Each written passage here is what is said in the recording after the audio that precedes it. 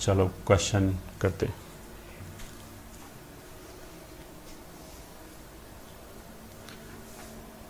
Late a regular right prism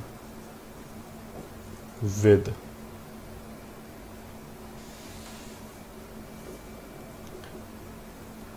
hexagon base, let a regular right prism with hexagon base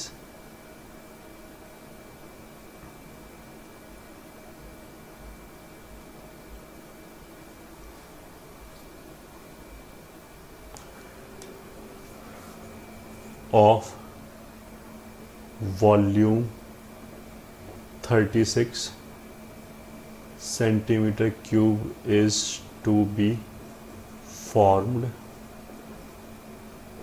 then find its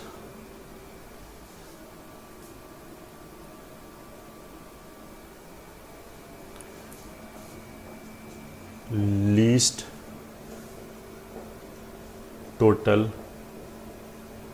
surface area. मतलब एक regular prism बनाना है ये, ठीक है। Prism ऐसे होता क्या है, कोई भी बेस लिया ये, ठीक है। बेस ट्राइंगल भी हो सकता है, पैरेललोग्राम भी हो सकता है, पेंटागन भी हो सकता है। मान लिया पेंटागन लिया, ठीक है। फिर एक और पेंटागन ऊपर लो और करस्पॉन्डिंग वर्टिसेस को ज्वाइन कर दो। तो ऐसा करने से जो डायग्राम बनेगा उसको हम क्या बोलते हैं, प्रिज्म। तो प्रिज्म में बेस कुछ भी हो सकता है। तो इस वाले केस में ये, ठीक है, बेस हमने क्या लिया है, हेक्सागन, कुछ इस तरीके से, ठीक है। फिर एक और हेक्सागन ऐसे लिया है। फिर हमने क्या किया, करस्पॉन्डिंग वर्टिसेस को ऐसे ज्वाइन कर दिया। ये इसको यहां से ज्वाइन कर, ठीक है, ये आ गया। अब जो विजिबल नहीं है, जो पीछे चला गया, वो डैश डैश कर दिया, ठीक है। अब ये समझ में आ गया डायग्राम कि ये मान लिया A1, B1, C1, D1, E1, F1 है, और ये A2 करस्पॉन्डिंग B2, सॉरी ये तो F2 हो जाएगा, ये A2, ये B2, C2, D2 and E2। ये प्रिज्म है, ठीक है। रेगुलर प्रिज्म बोलने का मतलब क्या है कि बेस का जो साइड लेंथ है वो बराबर है। मान लिया सब साइड लेंथ A के बराबर है, ठीक है। फिर उसके बाद राइट बोलने का मतलब क्या है कि जैसे अगर ये एक फेस है, ये दूसरा फेस है, इन दोनों के सेंटर को ज्वाइन करने वाली जो लाइन है वो इस सरफेस के परपेंडिकुलर आएगा। मतलब इसका सेंटर के जस्ट ऊपर इसका सेंटर आएगा। अगर मैं इसको ऐसे कर दूं तब भी ये प्रिज्म तो है, बट फिर राइट नहीं है, ठीक है। तो इसका कहने का मतलब क्या कि B1 B2 जो होगा, ऐसी A1 A2 जो होगा, ये सब बेस के परपेंडिकुलर होगा, ठीक है। अब इसका मान लिया हमने हाइट जो है ये h के बराबर है, ठीक। तो अब हमें इसका क्या बताना है कि लीस्ट सरफेस एरिया क्या होगा।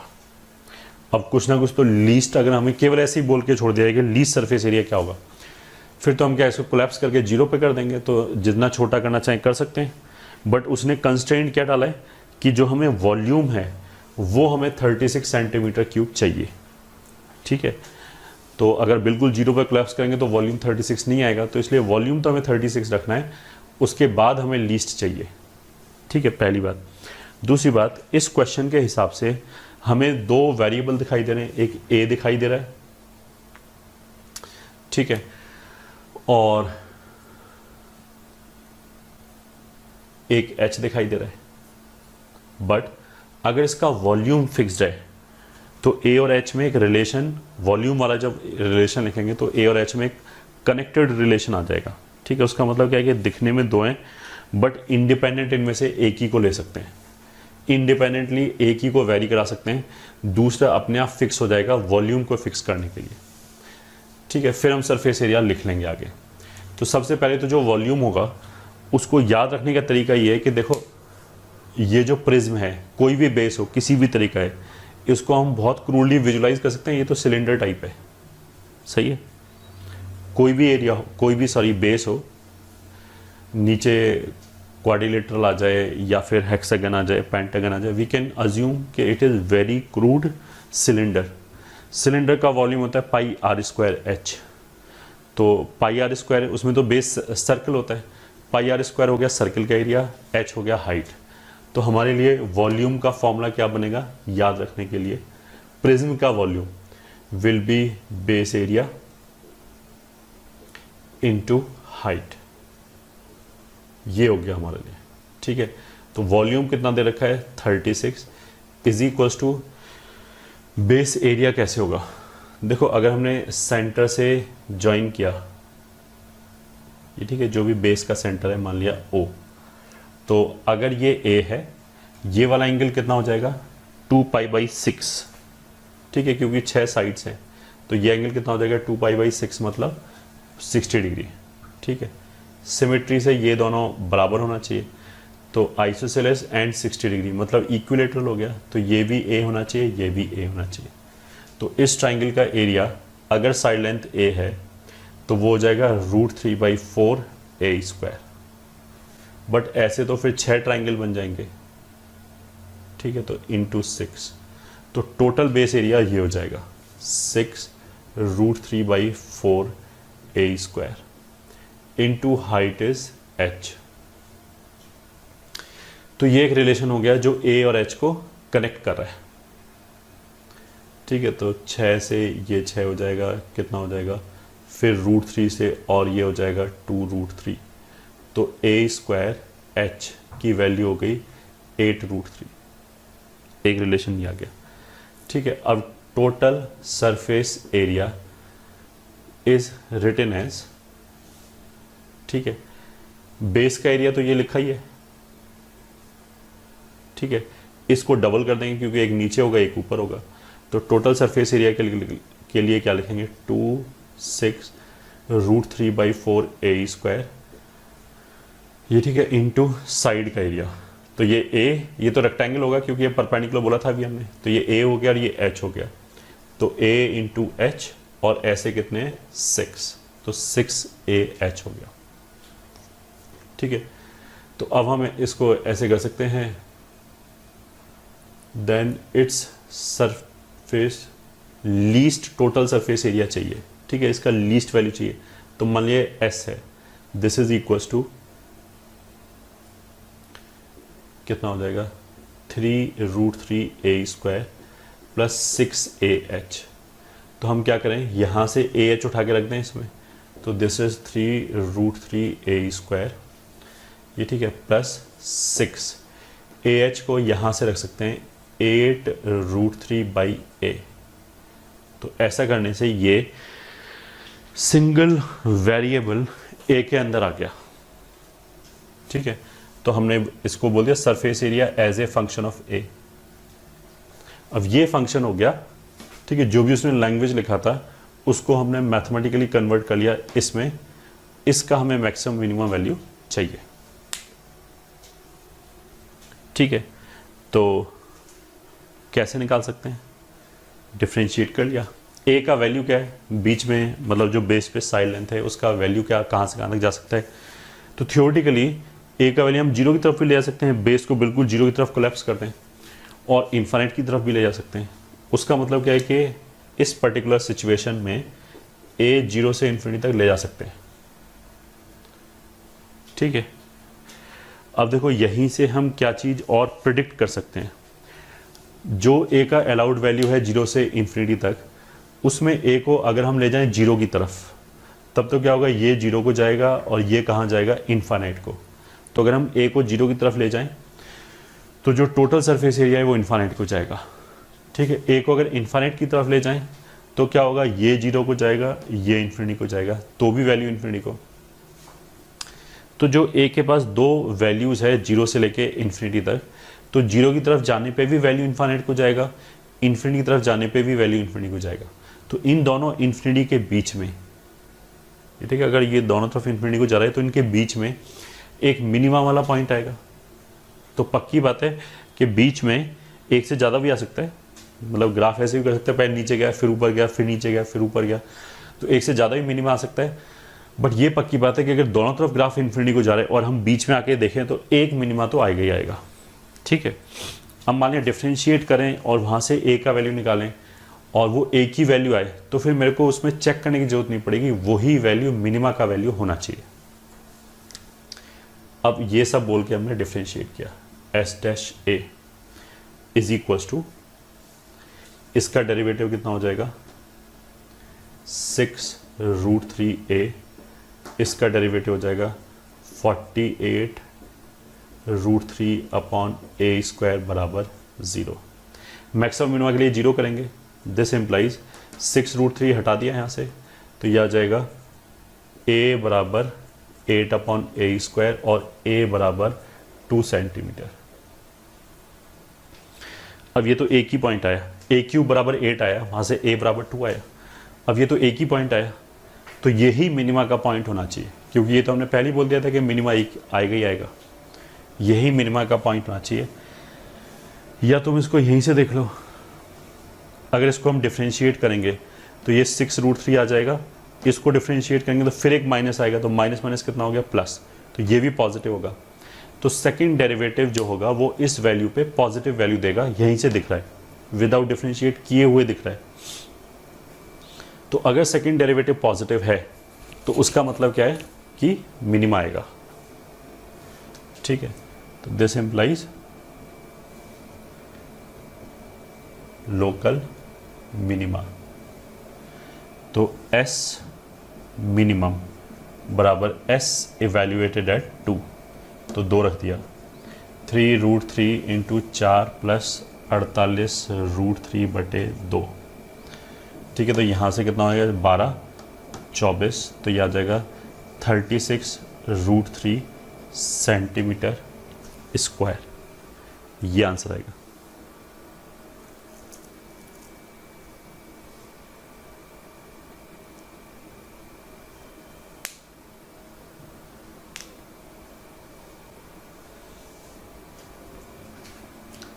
ठीक है, ये एक क्वेश्चन हो गया।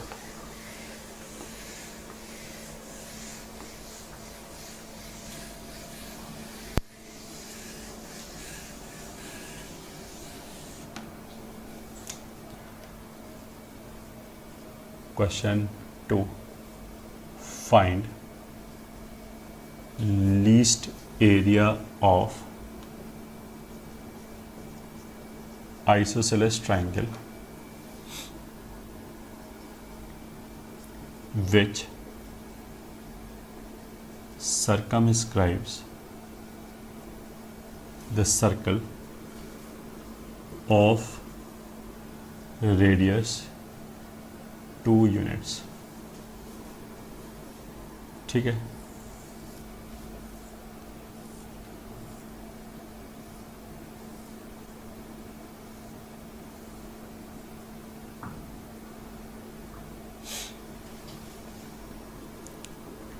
कि एक ट्राइंगल है जो सर्कल को सर्कमस्क्राइब कर रहा है। सर्कमस्क्राइब कर रहा है तो बाहर होगा, अगर हम बोलेंगे ट्राइंगल इज इंस्क्राइब्ड, तो इंस्क्राइब है तो फिर वो अंदर होगा। यहाँ वाले केस में circle is inscribed inside the triangle, ये ठीक है, बट क्वेश्चन के हिसाब से सर्कल फिक्स है, तो सर्कल का रेडियस कितना है 2 फिक्स है, ये भी 2 है, ये भी 2 है। आइसोसेलेस का मतलब क्या है कि ए बी ये साइड और ये साइड बराबर है, ए बी और ए सी बराबर है। ठीक है, अब इसका लीस्ट एरिया चाहिए। ठीक है, तो निकाल लिया। अब लीस्ट एरिया हम कैसे निकाल सकते हैं, ये भी 2 है। ठीक है, तो उसके लिए देखो हम एक तो वेरिएबल x ले सकते हैं, ये ठीक है, एक तो हम वेरिएबल अगर लेना चाहें, ये मान लिया हमने x ले लिया। ठीक है, तो अगर ये x है तो ये लेंथ ऑफ टेंजेंट है, तो ये भी x हो गया। अब इसका वॉल्यूम निकाल लिया हमने,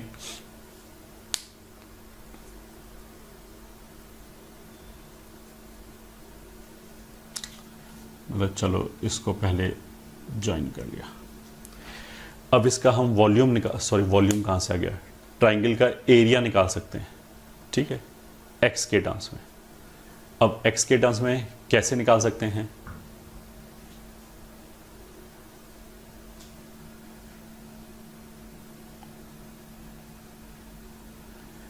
ठीक है, वो देखो ऐसे रिलेट कर सकते हैं कि अगर हमने लिया ये वाला एंगल थीटा, तो सिमेट्री से ये एंगल भी कितना होगा, थीटा, ठीक है।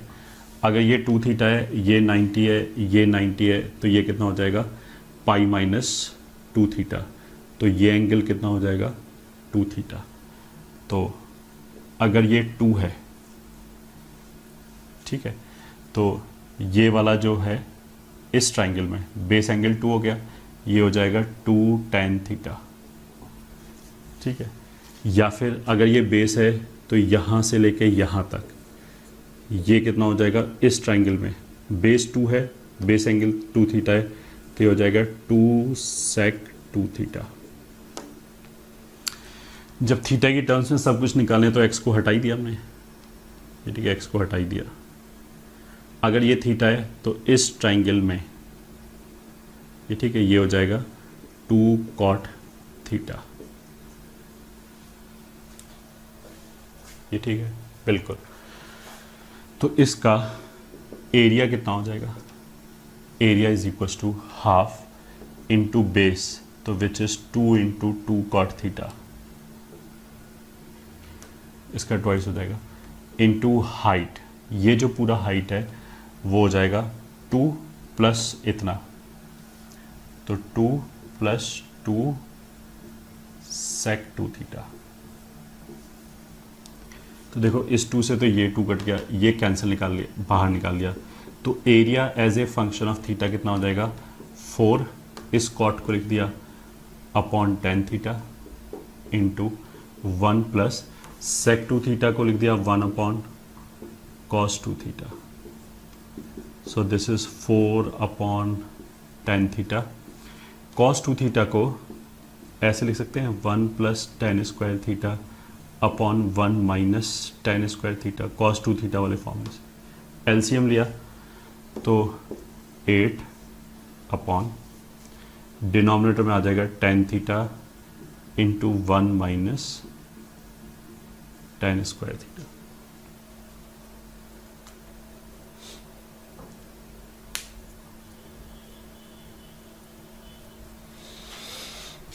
ठीक है, देख लो इसको।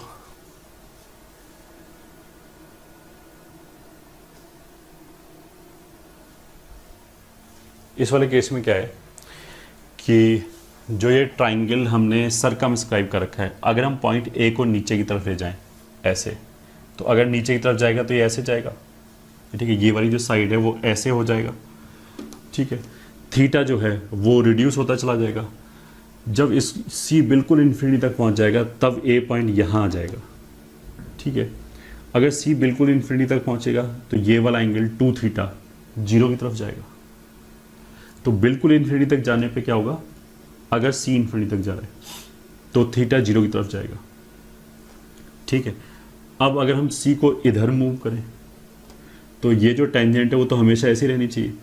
अब क्या होगा, ऑफ कोर्स टेंजेंट कभी भी इसके इधर नहीं आ सकता, ठीक है, क्योंकि अगर इसको कट कर रहा है तो अगर हम पॉइंट को ऐसे ऊपर ले जाना चालू कर दें, ठीक है, तो ये जो लाइन है वो ऐसे चलना चालू हो जाएगा, बट कभी भी इस तक नहीं पहुंचेगा।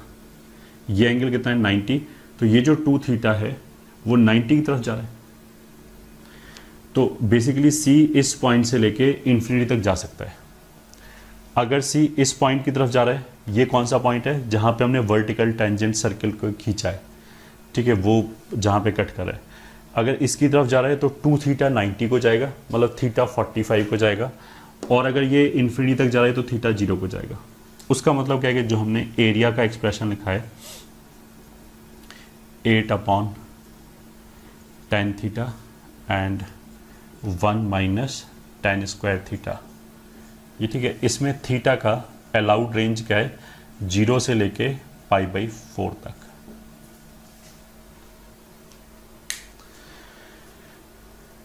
π/4 तक आ सकता है।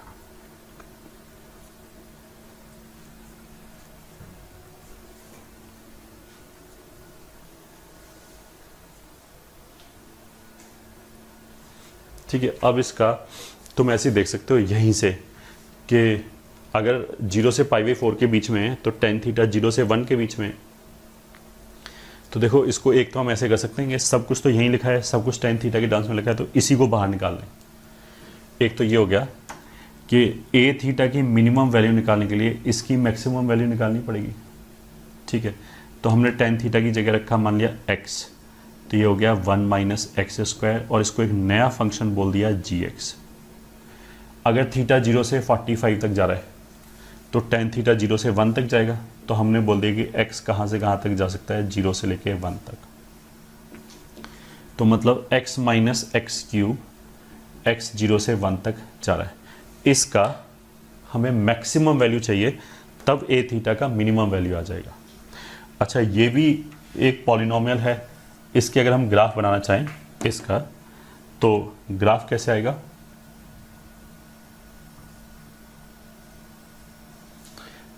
यहाँ से +-1 रूट आ गया, तो ये -1 0 1। हमारे लिए जो gx होगा, ये ठीक है, ये तो मैं ऐसे ही एक्स्ट्रा उसके लिए बता रहा हूँ, इट इज़ नॉट रिक्वायर्ड। हमारे लिए जो gx होगा वो 0 से 1 तक जा सकता है, तो हमारे लिए केवल इतना ग्राफ काम का है। ठीक है, इस ग्राफ में हमें क्लियर कट दिखाई दे रहा है कि एक पॉइंट ऑफ मैक्सिमा आ जाएगा, तो इसी जगह ये मैक्सिमम वैल्यू लेगा अपनी, तो उसका रेसिप्रोकल मिनिमम वैल्यू लेगा। तो अब हमें ये पॉइंट निकालना है। ठीक है, इसीलिए हमने बोला था कि वेरिएबल की वैल्यू डिफाइन करना जरूरी है, क्योंकि अगर हम एज ए फंक्शन बोलें तो x - x³ तो हर जगह डिफाइन है, बट हमारे लिए it will make sense only when x is between 0 and 1। तो अगर हम इसको डिफ्रेंशिएट करें g' तो वो आ जाएगा 1 - 3x² बराबर 0, तो x बराबर कितना आ जाएगा, -1/√3 एंड 1/√3। हमारे लिए कौन सा काम की वैल्यू है, ये 1/√3। तो दिस विल इम्प्लाई gx का मैक्सिमम वैल्यू कितना हो जाएगा, जब g का वैल्यू आएगा 1/√3 पे। तो ये 1/√3 हो जाएगा, ये 1/3 मतलब 2/3 हो जाएगा। 2/3 1/√3 will be 2/3√3।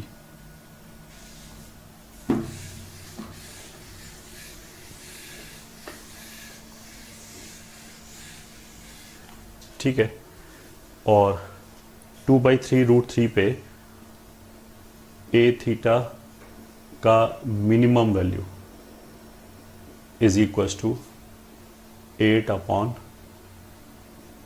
Theta 1 - tan² theta, इसका मैक्सिमम वैल्यू।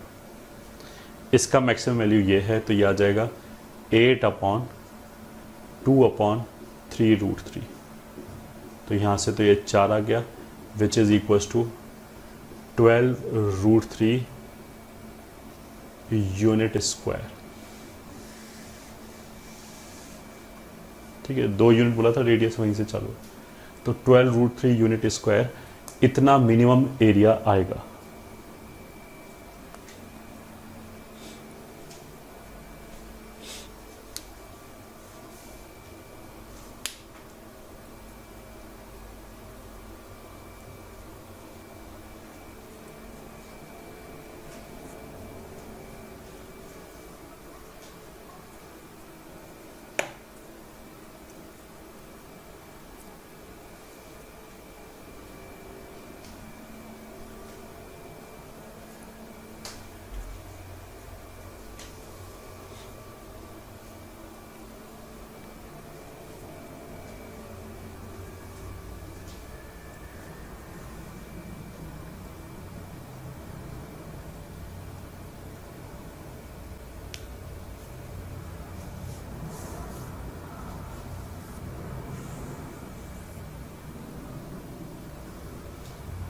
ठीक है, ये था हमारा question number 2।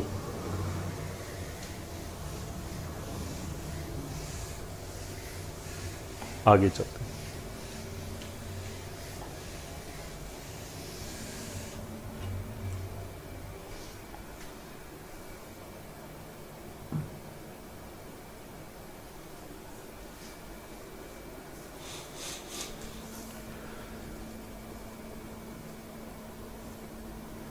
Question number 3,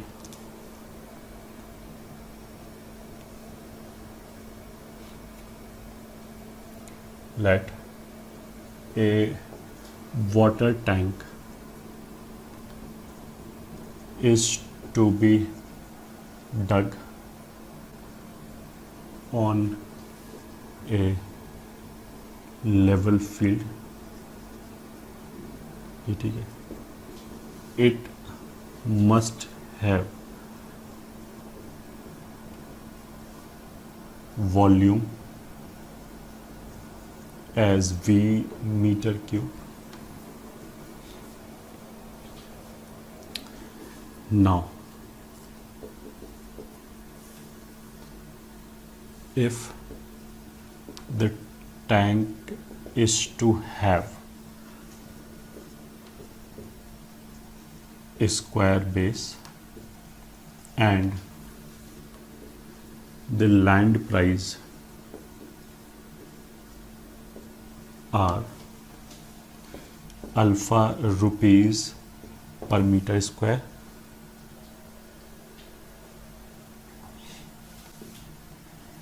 and the cost,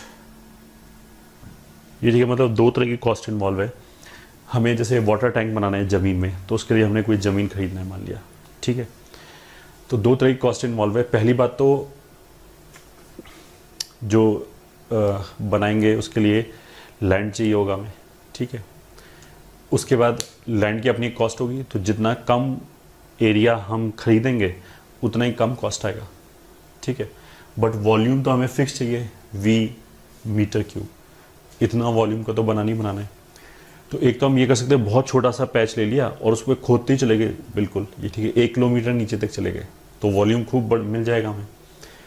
but ये भी हमें पता है कि जितना हम डेप्थ में जाएंगे, ये ठीक है, डिगिंग जो होगा उसकी जो कॉस्ट होगी वो बढ़ती चली जाएगी ऑफ कोर्स, ये ठीक है. ऐसे तो नहीं कि इतने से छोटे में हम 1 किलोमीटर नीचे तक खोज दें.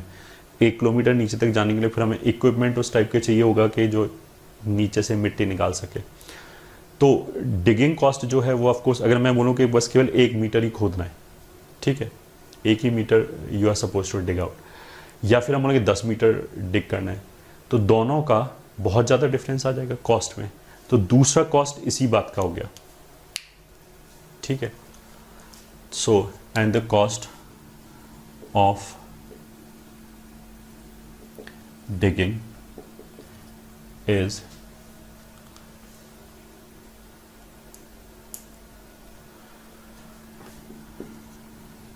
beta into H rupees.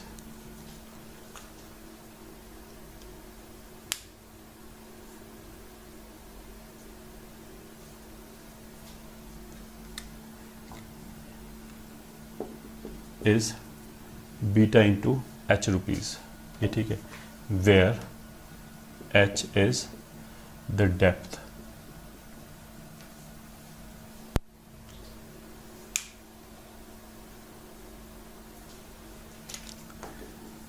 Then find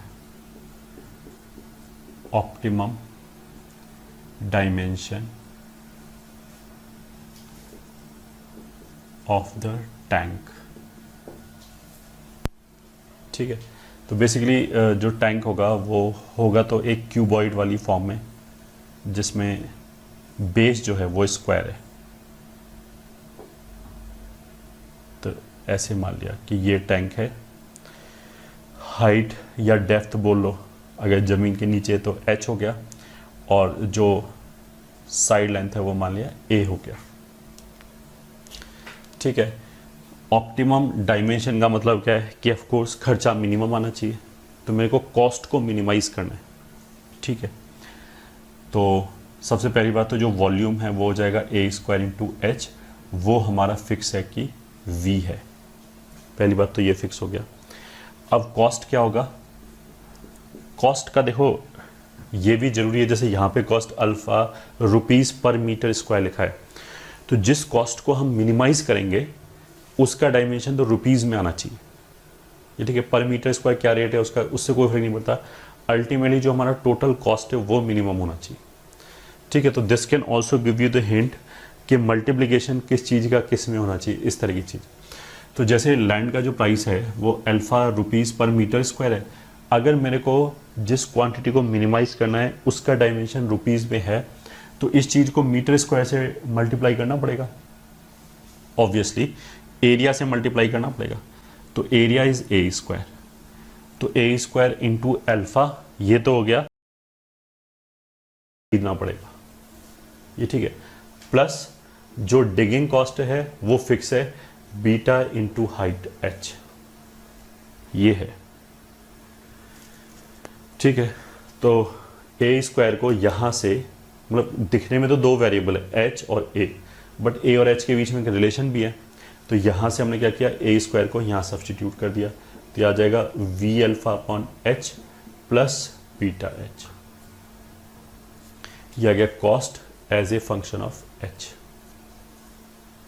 बाकी जो एच है वो थ्योरेटिकली अगेन 0 से इन्फिनिटी तक जा सकता है, ठीक है। बाकी की कहानी सेम है कि अगर हम 0 की तरफ ले जाएं तो भी ये कॉस्ट इन्फानेट को जाएगी, ठीक है। और अगर हम इन्फानेट की तरफ ले जाएं एच को तो भी ये कॉस्ट इस फैक्टर की वजह से इन्फानेट को जाएगी। तो दोनों तरफ कॉस्ट इन्फिनिटी को जा रहा है, तो बीच में कहीं एक मिनिमा आना चाहिए, ये ठीक है। इन्फिनिटी से इधर भी इन्फिनिटी को जा रहा है, इधर भी इन्फिनिटी को जा रहा है, तो जब हम वापस लौटेंगे तो इन्फिनिटी से नीचे ही आ सकते हैं ना, ऊपर थोड़ा जा सकते हैं। नीचे आएंगे तो मिनिमा आएगा ही आएगा। तो मैक्सिमम मिनिमा के लिए ये ठीक है, सी डैश एच को 0 कर दिया, तो यहाँ से आ जाएगा वो minus we alpha upon H square, यहाँ से आ जाएगा beta. This implies H will be we alpha upon beta का स्क्वायर रूट, ठीक है। तो क्वेश्चन में तो उसने ऑप्टिमम डायमेंशंस बोला है, ठीक है। तो ऑफ कोर्स सब कुछ मीटर स्क्वायर मीटर क्यूब में दे रखा है, तो ये भी मीटर में ही आएगा।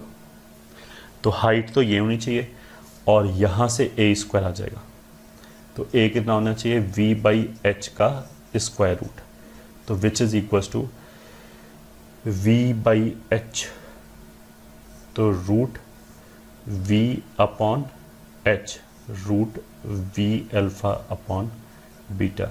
सो दिस इज रूट ऑफ, ऐसे कैंसिल करेंगे, ये भी रूट के अंदर कितना हो जाएगा, बीटा वी अपॉन अल्फा, तो this is 4th root of beta V upon alpha, ये ठीक है। ये तो डायमेंशन हो गया स्क्वायर की साइड, ये हाइट हो गया, यही ऑप्टिमम डायमेंशन है। डिफ्रेंशिएट करके जो आया ऑफ कोर्स ये वाला चीज़, ये हमने क्या बोला, एक ही पॉइंट आया, और अगर 0 की तरफ और इन्फिनिटी की तरफ इन्फाइनाइट कॉस्ट जा रहा था तो एक बीच में मिनिमम तो आएगा ही आएगा, एक ही पॉइंट आया तो यही मिनिमम होना चाहिए, ठीक है। अच्छा, ये तो ख़त्म हो गया। इस एक्सप्रेशन को देख के हमें एम जी एम भी याद आ जाना चाहिए, तो डिफ्रेंशिएट करने की बजाय यहाँ से हम ऑल्टरनेट भी बोल सकते हैं, it is greater than equals to 2 root we alpha beta, मतलब ये मिनिमम कॉस्ट हो जाएगी। एंड फॉर इक्वालिटी, मतलब इसने ये बोला cost will be either this या इससे बड़ा, तो मिनिमम कॉस्ट यही हो गया। और इक्वालिटी होल्ड करने के लिए, for equality we alpha upon H must be beta H, क्योंकि ए एम और जी एम बराबर कब होता है, जब वो नंबर्स बराबर हो जाएं जिनके ऊपर लगाया जा रहा है। तो यहाँ से भी एच स्क्वायर आ जाएगा वी अल्फा अपॉन बीटा, या एच आ जाएगा इसका रूट, वही की बात है। तो एच दिखाई दिया, उसी का रेसिप्रोकल टाइप टर्म दिखाई दिया, तो वहाँ से भी हमें क्या क्लिक कर सकते हैं कि ए एम जी एम से आ सकता है। हेलो बच्चों, एप्लीकेशन डेरिवेटिव में आगे कुछ और क्वेश्चंस करते हैं।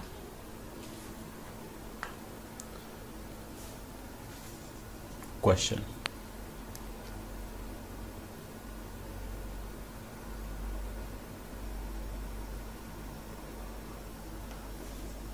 how should a wire 20 centimeter long be divided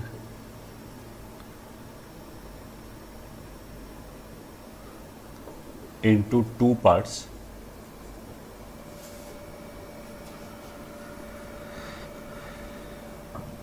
if circle and a square is to be formed by these two parts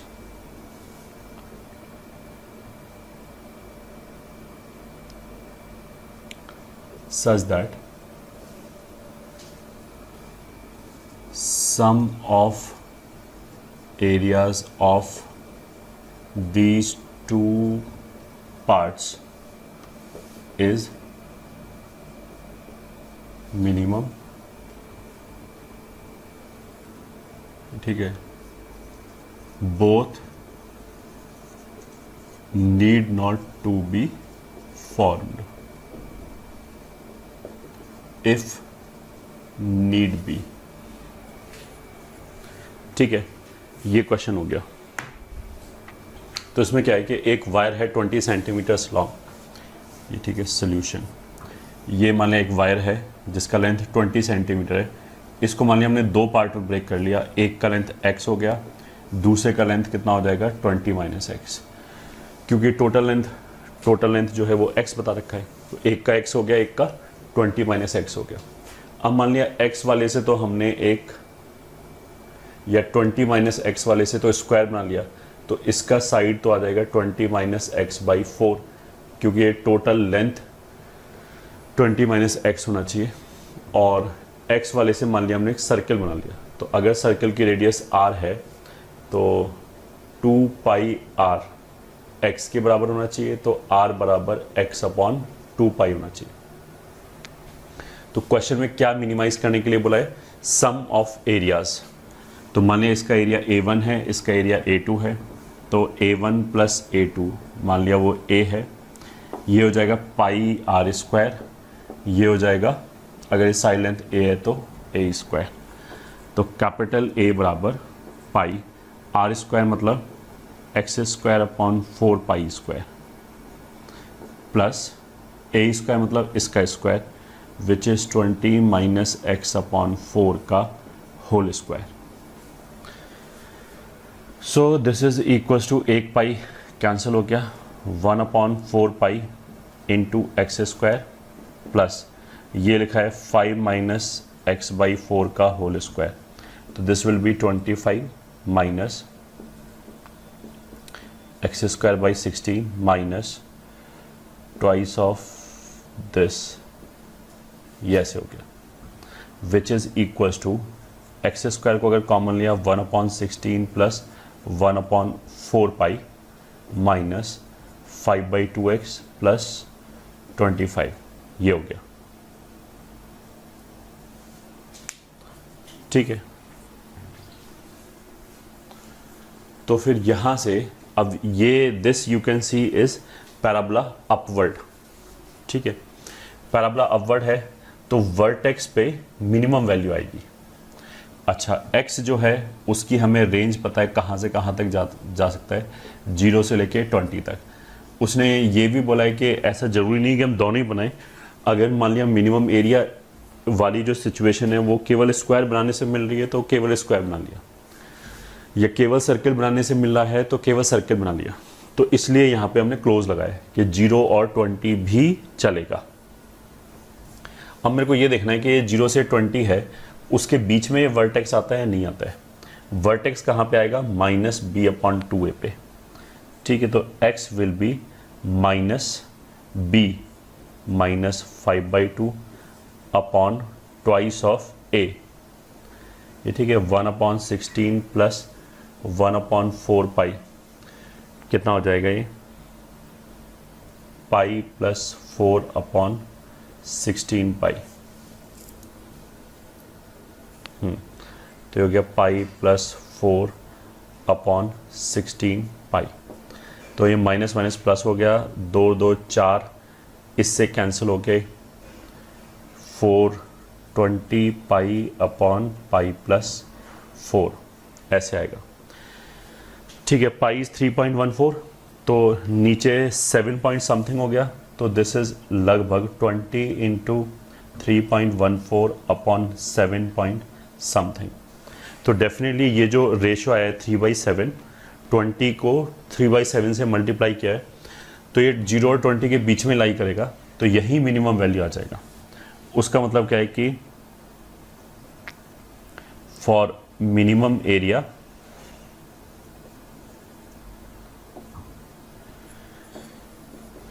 x must be 20 pi upon pi plus 4। ये ठीक है, एक ये पार्ट होना चाहिए एंड दूसरा पार्ट जो होना चाहिए वो 20 minus 20 pi upon pi plus 4। ये ठीक है, इस तरीके से उसको दो पार्ट्स में हमें डिवाइड करना पड़ेगा टू गेट मिनिमम एरिया।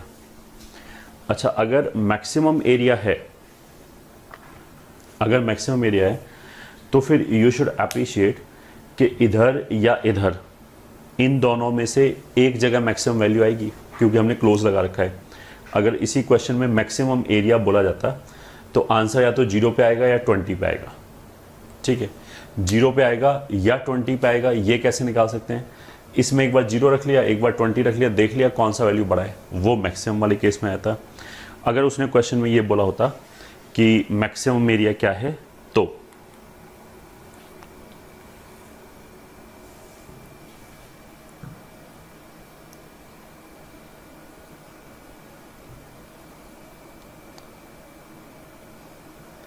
तो ये हो गया हमारा first question.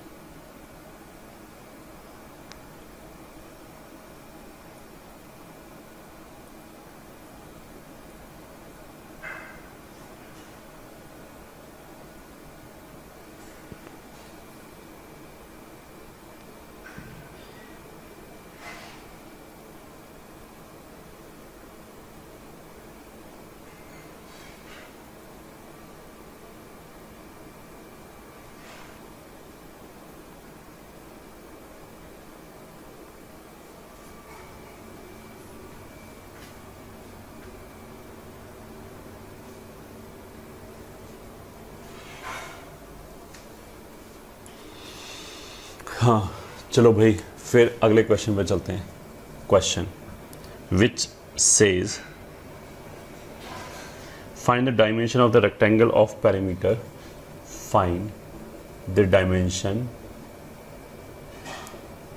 Of the rectangle of perimeter 36 centimeter which will sweep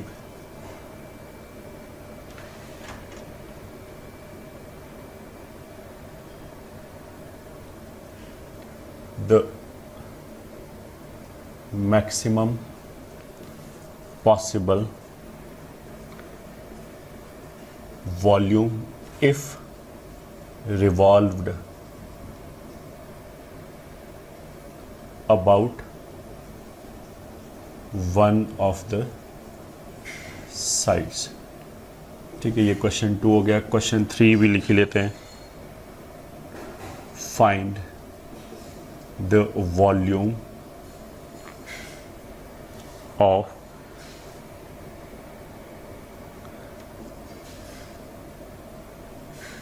greatest, find the maximum volume of circular cone formed by rotating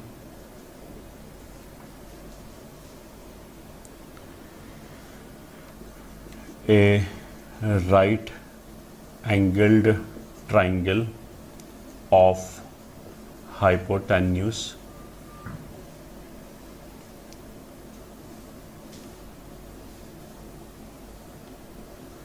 as 1 feet about one of its legs। ठीक है, अब question number 2 में उसने कहा find the dimension of the rectangle. ये ठीक है, solution मतलब एक रेक्टेंगल ऐसे है जिसका पेरीमीटर 36 है और इसको हमने क्या किया है, एक साइड के अबाउट ऐसे रोटेट किया है। ठीक है, तो अगर हम रेक्टेंगल को ऐसे रोटेट करें, मान लिया ये साइड है या ये साइड है और ऐसे रेक्टेंगल बन रहा है, ठीक है।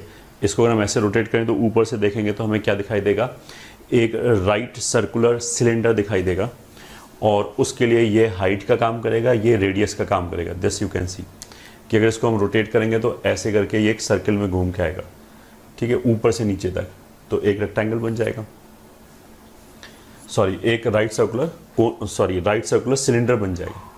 तो मान लिया इसकी साइड ए और बी है, तो अगर पेरीमीटर 36 बोला है तो 2a + 2b 36 होना चाहिए, दैट मीन्स a + b 18 होना चाहिए। पहला तो ये आ गया। अब वॉल्यूम क्या हो जाएगा, स्वेप्ट वॉल्यूम, मान लिया v = इस कोन का वॉल्यूम, फिर कोन बोल दिया, इस सिलेंडर का वॉल्यूम, तो वो कितना हो जाएगा, πr² होता है फॉर्मूला, तो πr² मतलब b² h मतलब a, ये हो गया, ठीक है। So this is equal to, dimension बताना है a और b दोनों, तो यहाँ से a उठा के रख दिया इसमें, तो πb² 18 - b, end of course जो b है वो कहाँ से कहाँ तक लाई करेगा, 0 से लेके 18 तक जा सकता है। अगर 36 है तो a + b अगर 18 है तो a और b नेगेटिव तो हो नहीं सकता, तो ये दोनों ही क्वांटिटी ओपन 0 से ओपन 18 तक जा सकता है। अब मैक्सिमम मिनिमम के लिए ये तो हमारा वॉल्यूम आ गया as a function of b which is πb² 18 - b। For maximum minimum v' को 0 किया, that would be pi times इसका derivative will be 2b 18 - b minus इसका डेरिवेटिव विल बी -1,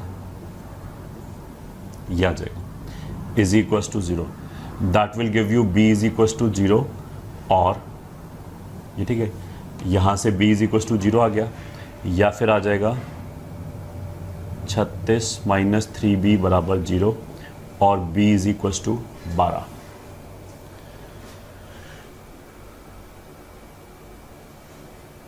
बिल्कुल, अब b = 0 तो पॉसिबल नहीं है, b = 12 पे आ जाएगा, ठीक है। अब हमें ये देखना पड़ेगा कि मैक्सिमा है या मिनिमा है, b = 12 पे, ठीक है। तो एक तो ऐसे ही देख सकते हो, अगर हमने इस वाले एक्सप्रेशन में, ये एक्सप्रेशन है क्या v' का, दिस इज πb कॉमन लिया, तो यहाँ 36 - 3b ऐसे आ जाएगा, which is 3πb and 12 - b। Sign change देख सकते हैं, अगर 12 से थोड़ा छोटा वैल्यू रखा तो ये पॉजिटिव आएगा, 12 से बड़ा रखा तो नेगेटिव आएगा। तो इसका साइन चेंज कैसे हो रहा है, पॉजिटिव से नेगेटिव, तो पॉजिटिव मतलब पहले ग्राफ ऊपर गया फिर नीचे आया, इसलिए मैक्सिमा है, this will give you maxima. तो हमें तो क्या चाहिए था, फाइंड द डायमेंशंस, तो a और b की वैल्यू चाहिए, तो b = 18 एंड a = यहाँ से, सॉरी b = 12 एंड a = 6, ये आंसर आएगा, ठीक है। ये तो हो गया क्वेश्चन नंबर 2। अब आते हैं क्वेश्चन नंबर 3 पे, which says find the maximum volume of circular cone formed by rotating, ये ठीक है, ये भी वही है।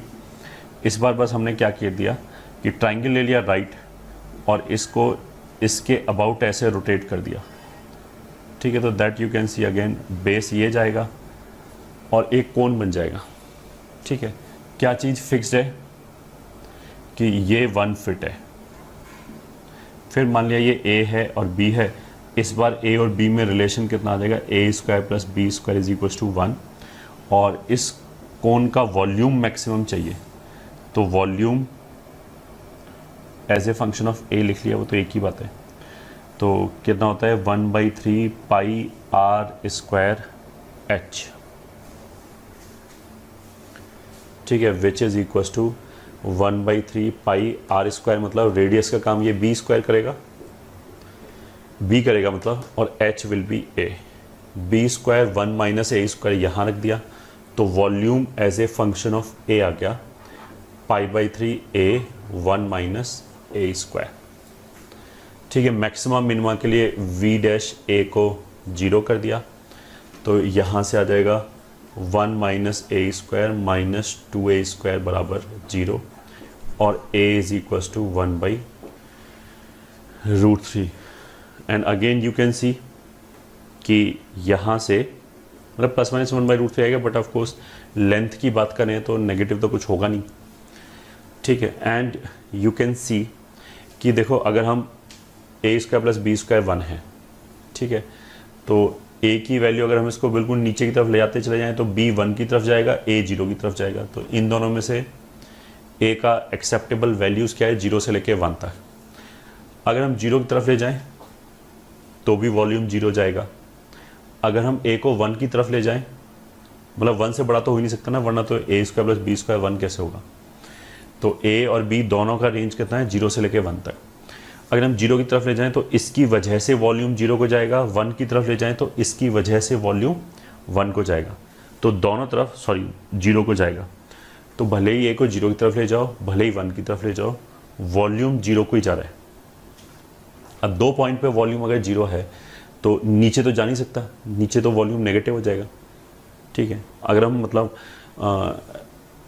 वाई एक्सिस पे वॉल्यूम ले लें और एक्स एक्सिस पे ए ले लें तब की बात चल रही है। तो जो हम ग्राफ बनाएंगे उसमें 0 और 1 के बीच में ही मैक्सिमम आएगा, क्योंकि ग्राफ ऊपर जाना चाहिए, वॉल्यूम नेगेटिव नहीं हो सकता।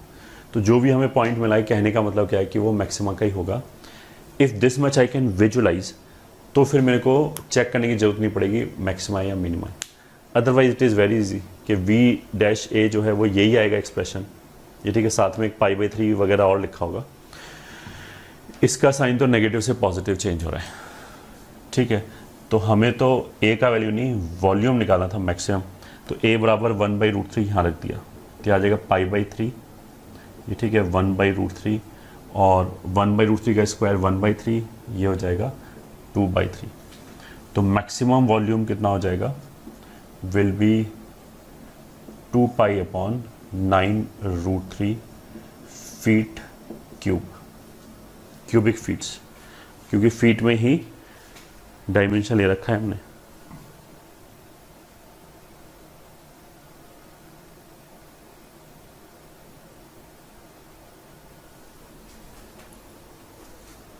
ठीक है, ये हो गया थर्ड क्वेश्चन।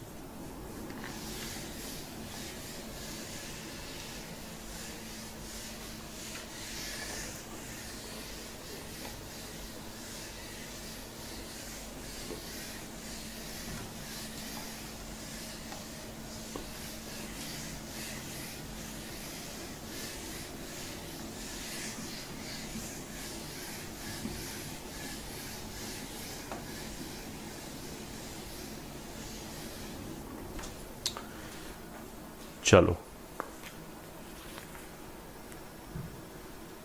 फिर आगे चलते हैं।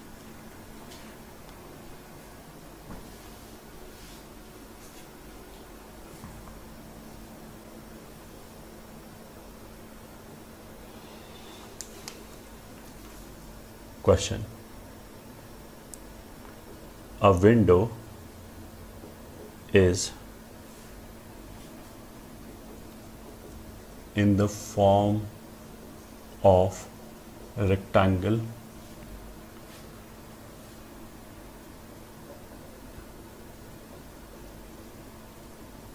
surmounted by a semi-circular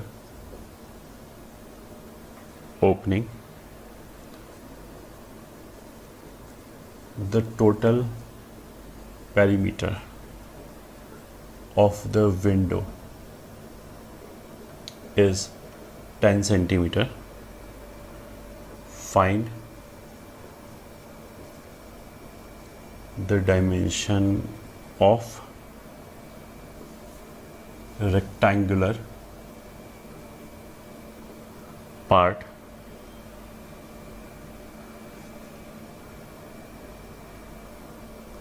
of the window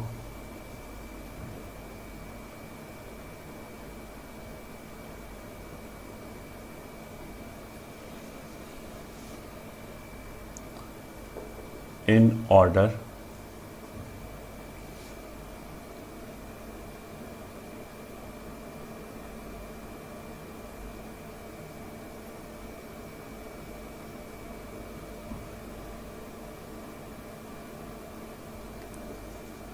to admit maximum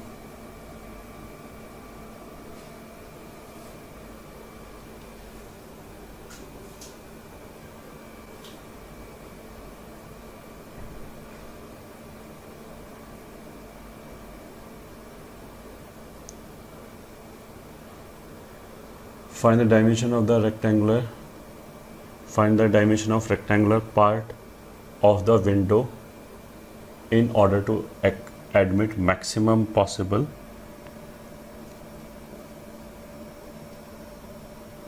light through it.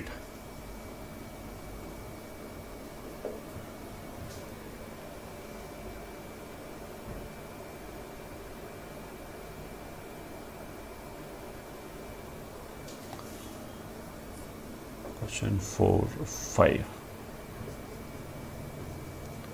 The cost of the fuel for running a bus is proportional to the square of speed in kmph. It costs ₹48 per hour when speed is 20 kmph. Find optimum speed if fixed charges are ₹108 per hour.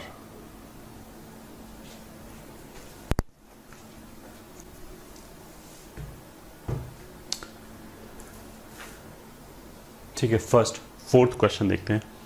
A window is in the form of rectangle surmounted bye a semi circular opening. मतलब एक ऐसे rectangle है और जिसके ऊपर ऐसे semi circular opening है.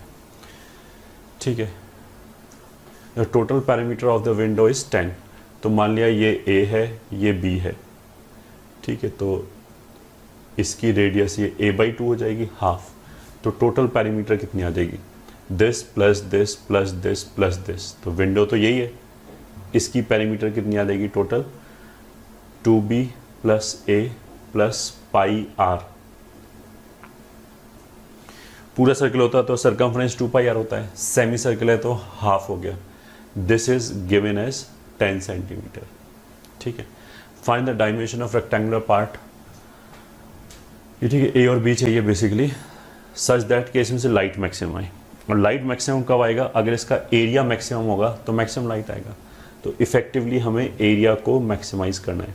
तो एरिया कितना हो जाएगा? इसका हो जाएगा ए बी, इसका हो जाएगा पाई आर स्क्वायर, ये ठीक है, बाई 2, क्योंकि आधा सर्कल है. So that will be a b plus pi a square upon 8. ठीक है. हाँ, तो यहाँ से हम क्या कर सकते हैं? एक को उठा के इसमें सब्स्टिट्यूट कर सकते हैं. तो capital a as a function of a is equals to pi a square by 8 plus a times b की वैल्यू लिख सकते हैं 10 minus a minus pi a by 2 whole divided by 2. ठीक है, ये आ गया. तो मैक्सिमम मिनिमा के लिए ए डैश ए 0 कर दिया.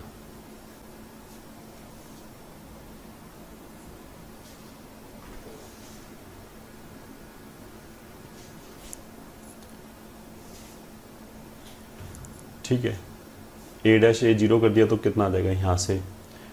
2 पाई ए बाई 8. फिर इससे कितना आ जाएगा?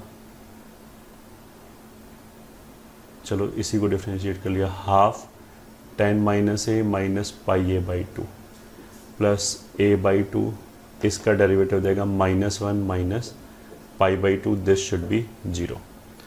ठीक है, तो a के साथ नेट कितना आ जाएगा? यहाँ से पाई बाई 4, यहाँ से माइनस हाफ, यहाँ से माइनस π/4,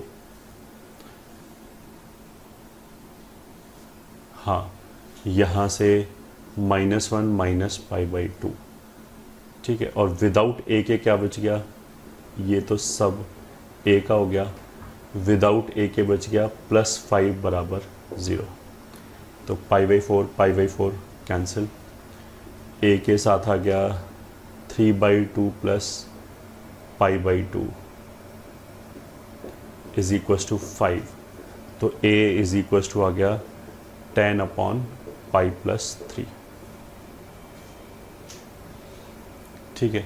तो b कितना आ जाएगा, half of 10 minus 10/π+3 minus π/2 times a 10/π+3, ये आ जाएगा। तो 10 पूरा कॉमन निकाल दिया तो बाहर आ जाएगा 5, यहाँ हो जाएगा π+3 -1, और यहाँ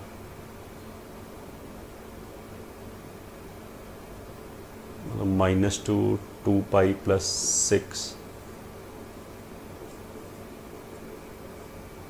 यहाँ आ जाएगा π। तो दिस इज 5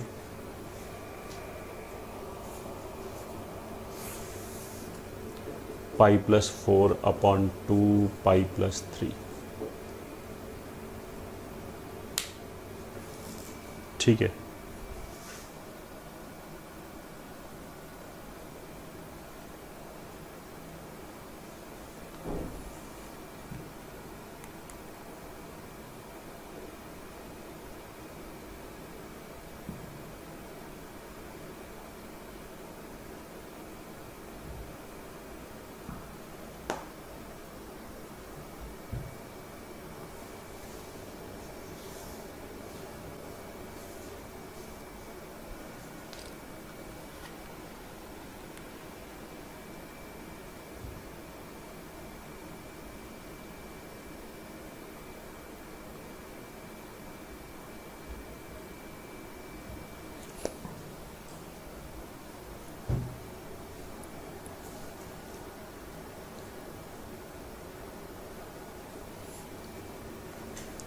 ठीक है, एक बार ये b, ये a प्लस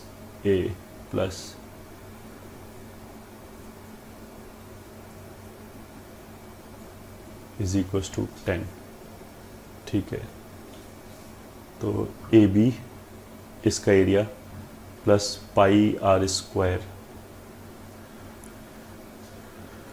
का हाफ πa²/8, सही है। तो πa²/8 प्लस a/2 10 माइनस, ये भी सही है।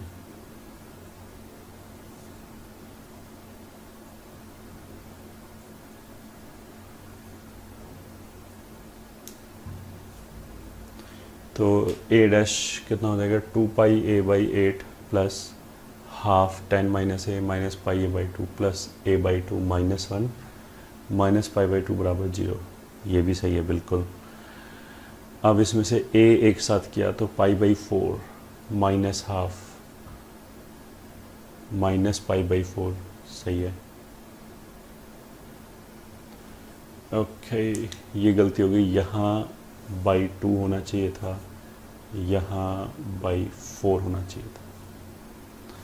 तो π/4 कैंसिल हो गया, -1 ये कितना हो जाएगा 1 प्लस π/4, तो ये हो जाएगा 20/π/4। अब सही है, इसका वैल्यू उठा के यहाँ रख दिया और b निकाल लिया,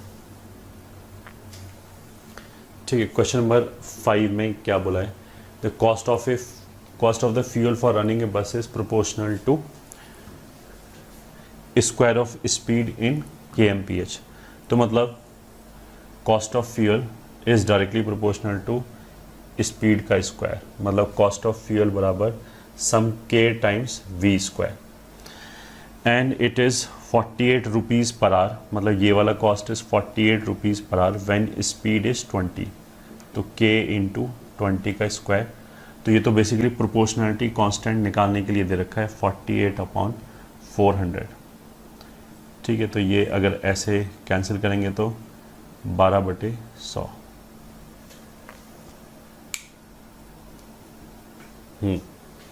या फिर ये कितना हो गया 3/25।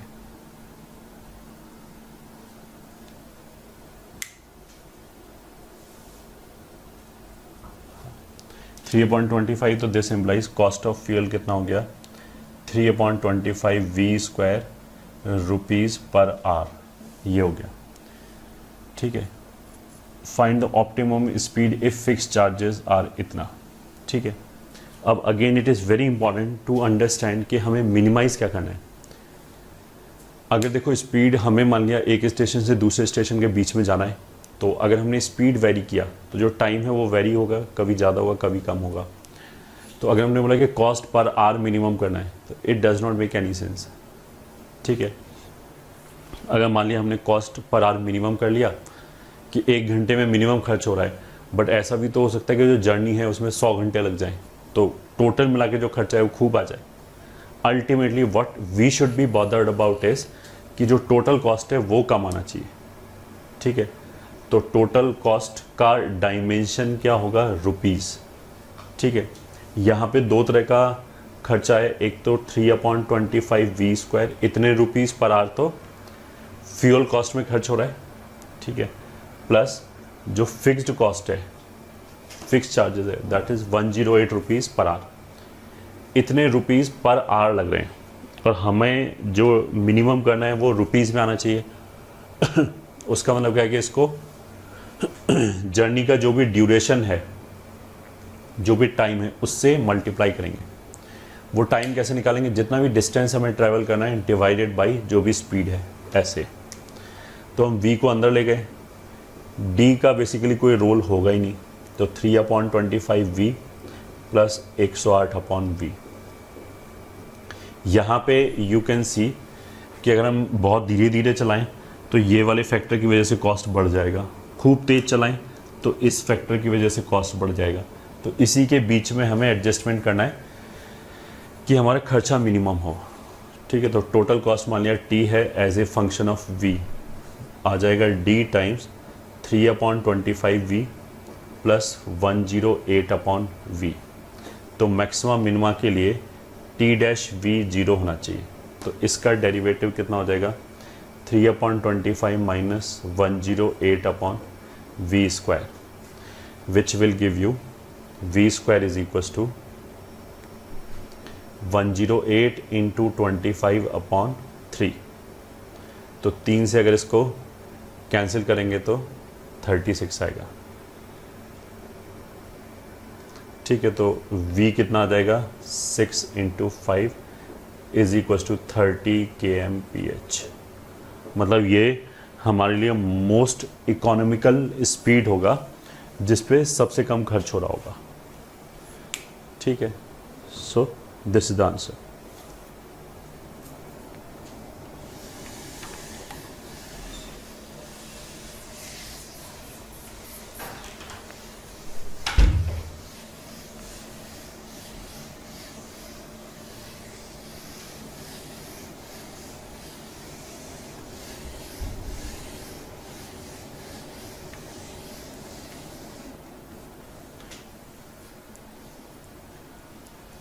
ठीक है,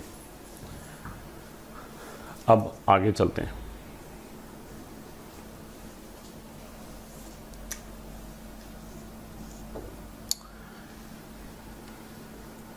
नेक्स्ट क्या है, कॉन्केविटी पॉइंट ऑफ इन्फ्लेक्शन। ये देखिए IIT JEE के सिलेबस में इसका कोई ज़्यादा रोल है नहीं, तो बिल्कुल बेसिक सा बस आइडिया हो उतना ही सफिशिएंट है, उससे ज़्यादा हमें कुछ चाहिए नहीं इसमें।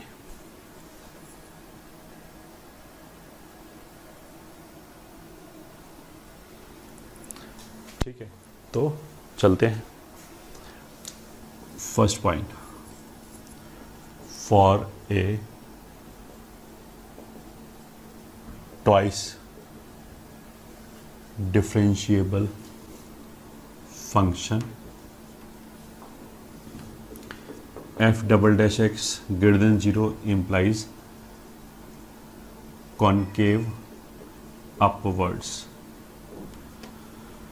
ये देखिए, ये वैसे हमने डिफरेंशिएशन में बोला था कि अगर सेकंड डेरिवेटिव पॉजिटिव है, ये ठीक है, तो कॉन्केव अपवर्ड होगा, या तो ग्राफ ऐसे बनेगा या ऐसे बनेगा, दोनों ही। ये कॉन्केव अपवर्ड है, ये ग्राफ भी, ये ग्राफ भी, ठीक है। First point. सेकंड पॉइंट, अगर f डबल डैश नेगेटिव है, अच्छा f डबल डैश पॉजिटिव होने का मतलब ये भी है कि f dash will be increasing function, कि जो f डैश है ये उसी का तो डेरिवेटिव है, तो अगर f डैश का डेरिवेटिव पॉजिटिव है तो f डैश एक इंक्रीजिंग फंक्शन होगा, वो बढ़ रहा होगा टाइम के साथ। तो इसके ग्राफ पे यू कैन सी जैसे जैसे हम आगे जाएंगे वैसे वैसे स्लोप जो है वो बढ़ता चला जाएगा। इसके ग्राफ पे स्लोप नेगेटिव है, तो ये ज़्यादा नेगेटिव, कम नेगेटिव, कम नेगेटिव, ये जीरो की तरफ जा रहा है, मतलब ऐसा कुछ हो रहा है। इसके ग्राफ पे स्लोप आया -5, -4, -3, इस तरीके से, तो वैल्यू तो बढ़ ही रहा है -5 से, अगर हम पॉजिटिव साइड पे जा रहे हैं तो इसलिए slope will be increasing function. और डेरिवेटिव के हिसाब से देखा जाए तो, सॉरी, एफ के हिसाब से देखा जाए तो फंक्शन जो है वो कॉन्केव अपवर्ड होगा, ठीक है। थिंक ऑफ एनी फंक्शन, जैसे e raise to power x हो गया, उसको दो बार डिफरेंशिएट करें, it will be e raise to power x, concave upward होगा। तो e raise to power x का ग्राफ कुछ ऐसी बनता है। अगर ई रेज टू पावर हम -x ले लें, उसको दो बार डिफरेंशिएट करें, तो पहली बार ई रेज, तो वो माइनस माइनस प्लस हो गया, तो e raise to power -x रह जाएगा, विच विल बी पॉजिटिव, तो वो भी कॉन्केव अपवर्ड है, वो भी ऐसे दिख रहा है। पैराबोला ले लें, एक्स स्क्वायर पैराबोला ऐसे बनता है, उसको दो बार डिफरेंशिएट करें, 2 आ जाएगा, ये ठीक। एक्स तो सब गायब हो गया, केवल 2 बचा, which is a positive number, तो वो भी कॉन्केव अपवर्ड हो गया, ठीक है। तो ऐसे ही second derivative will imply concave downward curve, ठीक है। तो इसमें जो ग्राफ है वो कॉन्केव डाउनवर्ड या तो ऐसे होगा या ऐसे होगा। जैसे log x हो गया, log x का ग्राफ कुछ ऐसे दिखाई देता है, उसको एक बार डिफरेंशिएट करेंगे 1/x आएगा, एक बार और डिफरेंशिएट करेंगे तो -1/x² आएगा, which is a negative number. -1/x² हमेशा नेगेटिव रहेगा। तो जो log का सेकेंड डेरिवेटिव है, नेगेटिव आने का मतलब क्या है कि log का ग्राफ कुछ ऐसे ही बनता है, कॉन्केव डाउनवर्ड, ठीक है। और इस वाले केस में जो f डैश होगा विल बी डिक्रीजिंग फंक्शन, वो डिक्रीज करेगा आगे जाने पे। तो जैसे ln x है, उसका डेरिवेटिव कितना आएगा 1/x। अब उसमें अगर x को हम बढ़ाएंगे तो 1/x कम होता चला जाएगा, डिक्रीजिंग फंक्शन है, ठीक है। ये तो हो गया फर्स्ट पॉइंट। अच्छा, इस ग्राफ में कॉन्केविटी देख के तो हम बता सकते हैं कॉन्केव अपवर्ड है, कॉन्केव डाउनवर्ड है, उस हिसाब से बता सकते हैं कि सेकंड डेरिवेटिव नेगेटिव है, ये ठीक है। तो सेकंड डेरिवेटिव तो इसके लिए भी नेगेटिव है, इसके लिए भी नेगेटिव है, क्योंकि ये कॉन्केव डाउनवर्ड है। बट ये इंक्रीजिंग फंक्शन है, तो फर्स्ट डेरिवेटिव इसके लिए पॉजिटिव है क्योंकि बढ़ रहा है। ये डिक्रीजिंग फंक्शन है, आगे जाने पर नीचे जा रहा है ग्राफ, तो फर्स्ट डेरिवेटिव इसके लिए नेगेटिव है, ठीक है। ऐसे इस पे कर सकते हैं। अब सेकेंड पॉइंट क्या है कि देखो, अगर कॉन्केव अपवर्ड कर्व है जैसे ये, अगर इसके ऊपर हमने कोई भी 2 पॉइंट चूज़ किया तो वो लाइन सेगमेंट हमेशा कर्व के ऊपर ही आएगा, ठीक है। इसमें अगर हमने 2 पॉइंट चूज़ किया ऐसे करके, तो लाइन सेगमेंट कर्व के नीचे आएगा हमेशा। बस अब यही लिखा, if we join any 2 points on a concave upward curve, then the line segment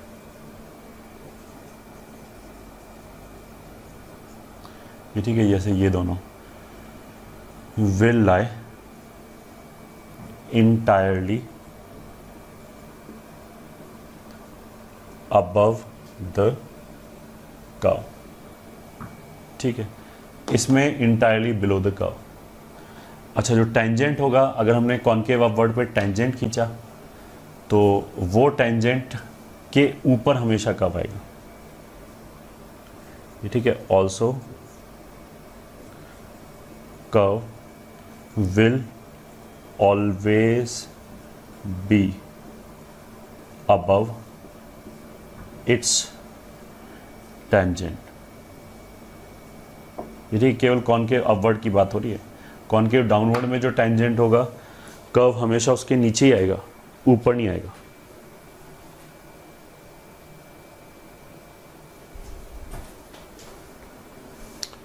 ठीक है,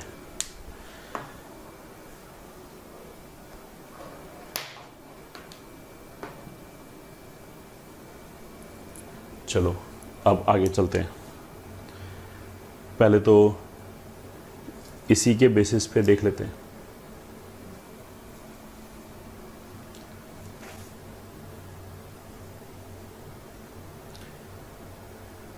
question 1, prove that ln x is always less than or equals to x minus 1 for all x belonging to R plus, ठीक है।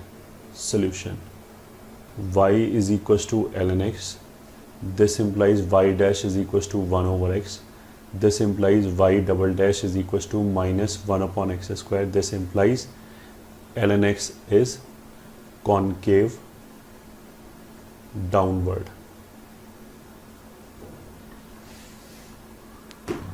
ये ठीक है। ln x एक concave downward curve है, पहली बात। दूसरा, अगर इस पे हमने टेंजेंट खींचा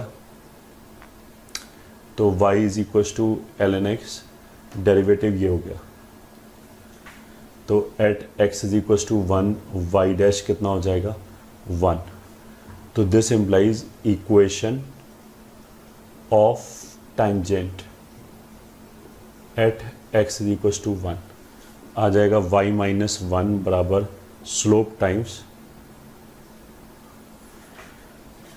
x माइनस 1, y माइनस 1 नहीं आएगा। अगर x 1 के बराबर है तो 1 यहाँ पे रखने पे, x बराबर 1 रखने पे ln 1 कितना हो जाएगा 0, तो पॉइंट कितना आ जाएगा 1,0, तो ये 0 आएगा, तो ये हो गया y is equals to x minus 1। कहने का मतलब क्या है कि ये तो log x हो गया, ये जो पॉइंट है 1,0, इस पे टेंजेंट का इक्वेशन कितना आएगा y is equals to x minus 1। Because ये कॉन्केव डाउनवर्ड है तो ये अपनी किसी भी टेंजेंट के ऊपर नहीं जा सकता, तो उसका मतलब क्या है कि x माइनस 1 हमेशा इस पॉइंट पे तो इक्वल होगा, बाकी सब जगह अबव होगा, ये ठीक है, from the curve. So hence this is true as ln x is concave downward and y is equals to x minus 1 is one of its tangent, hence it will always remain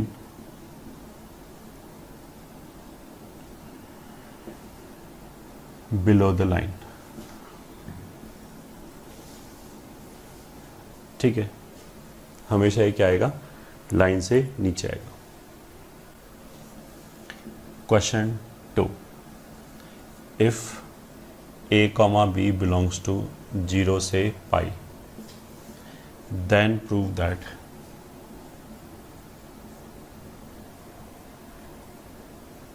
sin a plus sin b by 2 is less than equals to sin a plus b by 2। ठीक है, इसने क्या बोला, a और b कोई भी दो point ले लिया 0 और पाई के बीच में, sin a plus sin b by 2 is less than equals to sin a plus b by 2। तो कहीं पे भी अगर इस तरह की एक्सप्रेशन हमें दिखाई दे, ठीक है, इसमें क्या है, एक साइन फंक्शन है, ये तो हमें दिख ही जाएगा पहली बात, ये साइन के ऊपर सेक्शन फॉर्मूले जैसी चीज़ हो गई और ये साइन के अंदर सेक्शन फॉर्मूले जैसी चीज़ हो गई। सही है। मैं यहाँ तो जो सेक्शन फॉर्मूला इस वाले केस में मिड पॉइंट है, कोफिशिएंट और कुछ भी हो सकते हैं, 2 और 3 भी ले सकते हैं। यहाँ पे 2 3 5 लिखते हैं, यहाँ पे भी 2 3 5 लिखते हैं। ठीक है, तो वो मेरे को फील आ जानी चाहिए कि अगर फंक्शन के आर्ग्यूमेंट में सेक्शन फॉर्मूला लगा रखा है यहाँ पे, एंड अगर फंक्शन की वैल्यूज के ऊपर सेक्शन फॉर्मूला लगा रखा है, तो फिर कॉन्केविटी से लेना देना होगा, ये मेरे को समझ में आ जाना चाहिए। ठीक है, अब हम सॉल्व कैसे करेंगे इसको। साइन एक्स का हमने ग्राफ लिया, ठीक है, 0 से पाई तक। अब इसने ए और बी दो वैल्यूज लिया है 0 और पाई के बीच में। ठीक है, तो हमने कुछ भी ले लिया, ए यहाँ पे ले लिया मान लिया, ठीक है, ये ए ले लिया यहाँ पे, और ये मान लिया बी ले लिया, ऐसे करके। ठीक है, तो ये पॉइंट मान लिया पी हो गया, ये क्यू हो गया, तो ये हो जाएगा बी कॉमा साइन बी, और पी जो है वो हो जाएगा ए कॉमा साइन ए। इसका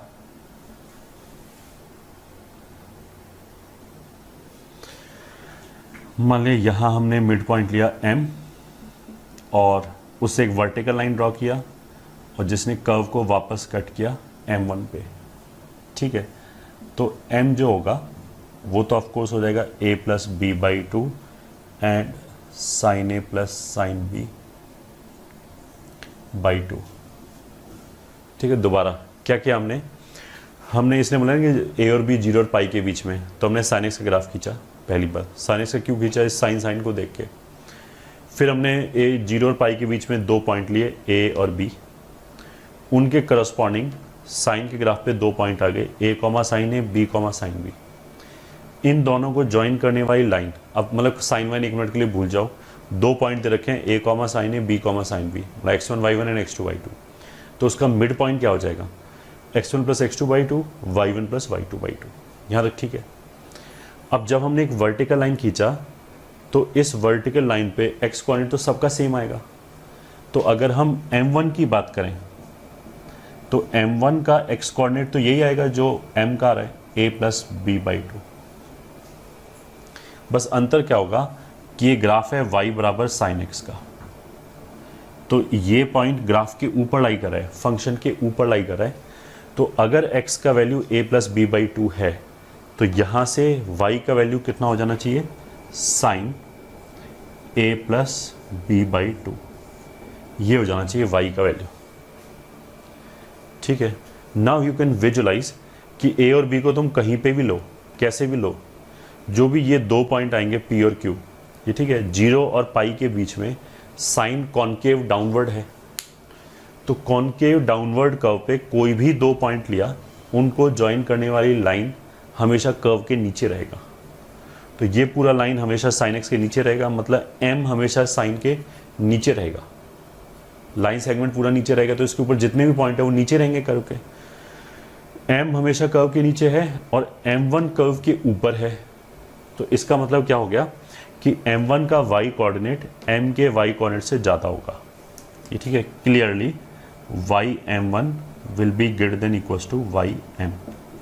y_m1 क्या है, ये sine a plus b by 2 will be greater than equals to sine a plus sine b whole divided by 2। ये आ गया। ठीक है, यही प्रूव करना था, this you were suppose to prove. तो आ गया आंसर, हेंस प्रूव्ड।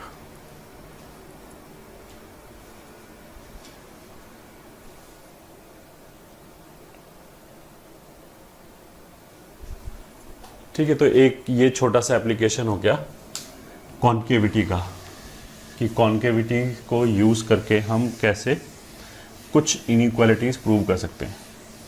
कॉन्केविटी को यूज़ करके कौन सी इनइक्वालिटी प्रूव होगी, उसके लिए हमने लाइन ऑफ थिंकिंग क्या बताया कि अगर एक फंक्शन है और उस फंक्शन की वैल्यूज़ पे सेक्शन फॉर्मूला जैसी चीज़ है, एंड उस फंक्शन के अंदर आर्ग्यूमेंट पे भी सेक्शन फॉर्मूला जैसी चीज़ अगर हमने लगा रखी है, मतलब x पे भी और y पे भी, तो हमें समझ में आना चाहिए कुछ कॉन्केविटी से लेना देना होगा। ठीक है, फॉर एग्जाम्पल एक और क्वेश्चन कर लेते हैं। क्वेश्चन, अच्छा अभी जो हमने क्वेश्चन किया था उसमें इक्वल्स टू भी लगाया था। वो इक्वल्स टू इसलिए लगाया था कि अगर a और b बराबर हो जाए तो p और q जो पॉइंट है वो एक ही जगह कोलैप्स कर जाएगा, तो m, m1, p, q सब एक जगह आ जाएगा, फिर तो बराबर मतलब इक्वालिटी होल्ड करेगा। ठीक है, let a is b is less than c। ठीक है, then prove that EA plus EB plus EC by 3 is greater than E raised to power A plus B plus C by 3।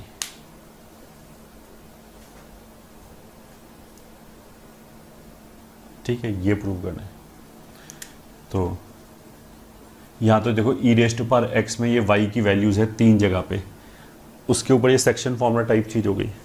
ठीक है, ये ई के argument पे हो गया, तो हमें ये तो समझ में आई क्या होगा कि ई रेस्ट बार एक्स फंक्शन लेना है, y is equal to e raised बार एक्स। हमने क्या किया, 3 पॉइंट लिया ए, ठीक है, मान लिया बी और एक ऐसे लिया सी, कहीं पे भी ले सकते हैं, तीनों पॉजिटिव तीनों नेगेटिव, ए छोटा है फिर बी है फिर सी है, तो ऐसे ले लिया। ठीक है, इनको हमने बोल दिया पी क्यू आर, ज्वाइन किया तीनों को, तो पी क्यू आर एक ट्राइंगल बन गया। पी के कोऑर्डिनेट्स कितने हो जाएंगे, ए कॉमा ई रेस्ट पार ए, क्यू के कोऑर्डिनेट्स हो जाएंगे बी कॉमा ई रेस्ट पार बी, और आर के कोऑर्डिनेट्स हो जाएंगे सी कॉमा ई रेस्ट पार सी। तो ये जो ट्राइंगल पी क्यू आर है ये, ठीक है, इसका कहीं सेंट्रॉइड होगा, मान लिया ये उसका सेंट्रॉइड है जी, तो G is centroid of triangle P Q R. तो उसको हम कैसे ले सकते हैं, x1 plus x2 plus x3 by 3, तो वो हो जाएगा a plus B plus C by 3 and y1 plus y2 plus y3 by 3, ये आ गया। ठीक है, फिर वही कहानी, हमने क्या किया, जी से एक वर्टिकल लाइन ड्रॉ किया, उसने इस कर्व को, ठीक है, किसी भी पॉइंट मान लिया के पे कट किया, तो इस वर्टिकल लाइन पे एक्स कोऑर्डिनेट हमेशा फिक्स रहेगा। तो अगर जी ये है तो के क्या हो जाएगा, A plus B plus C by 3, X coordinate तो यही आएगा, बट जो के पॉइंट है वो इस कर्व पे है, तो वाई कोऑर्डिनेट कितना हो जाएगा, e raise to power A plus B plus C by 3। ठीक है, इसके आगे का काम कौन करेगा, कॉन्केविटी।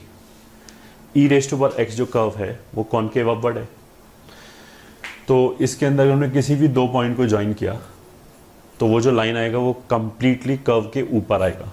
तो P Q, Q R and P R तीनों लाइन कर्व के ऊपर आएगा कंप्लीटली। अगर तीनों लाइन कर्व के ऊपर हैं तो फिर ये ट्राइंगल जो बना पी क्यू आर ये हमेशा कर्व के ऊपर आएगा।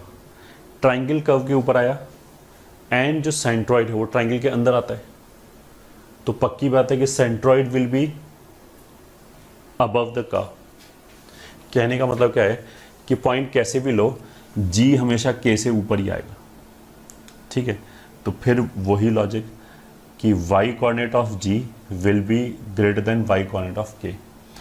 इस बार इसने ABC में इक्वालिटी बोला है कि नहीं हो सकता, तो उसका मतलब क्या है कि ये तीनों पॉइंट एक जगह पे नहीं आ सकता, a और b बराबर नहीं होगा तो p और q कहीं एक जगह आएगा ही नहीं, तो एक डिस्टिंक्ट ट्राइंगल बन जाएगा चाहे कहीं पे भी लो, तो इसलिए स्ट्रिक्टली ग्रेटर देन रहेगा।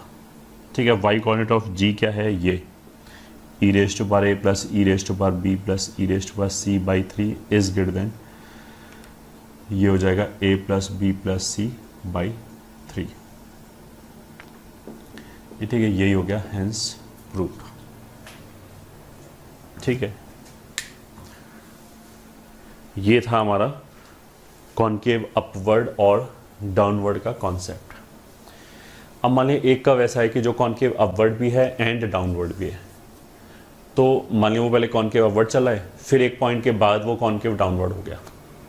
तो ये जो पॉइंट ऑफ ट्रांजिशन है जहाँ पे वो अपवर्ड से डाउनवर्ड की तरफ जा रहा है और उल्टा डाउनवर्ड से अपवर्ड की तरफ जा रहा है, उस पॉइंट को हम क्या बोलते हैं? Point of inflection. ठीक है, तो नेक्स्ट नोट क्या है? The point where function changes its concavity is called point of inflection. The point where function changes its concavity is called point of inflection. ठीक है, it is something like this. इस point से पहले ये concave downward है और इसके बाद कॉनकेव अपवर्ड हो गया। ठीक है, उल्टा भी हो सकता है, ऐसे करके हो गया कि इस पॉइंट से पहले ये कॉनकेव अपवर्ड है, फिर ये मान लिया ए है, ये बी है, फिर ये कॉनकेव डाउनवर्ड हो गया। तो these two points are point of inflection. ये ठीक है, इन कर्व्स के लिए।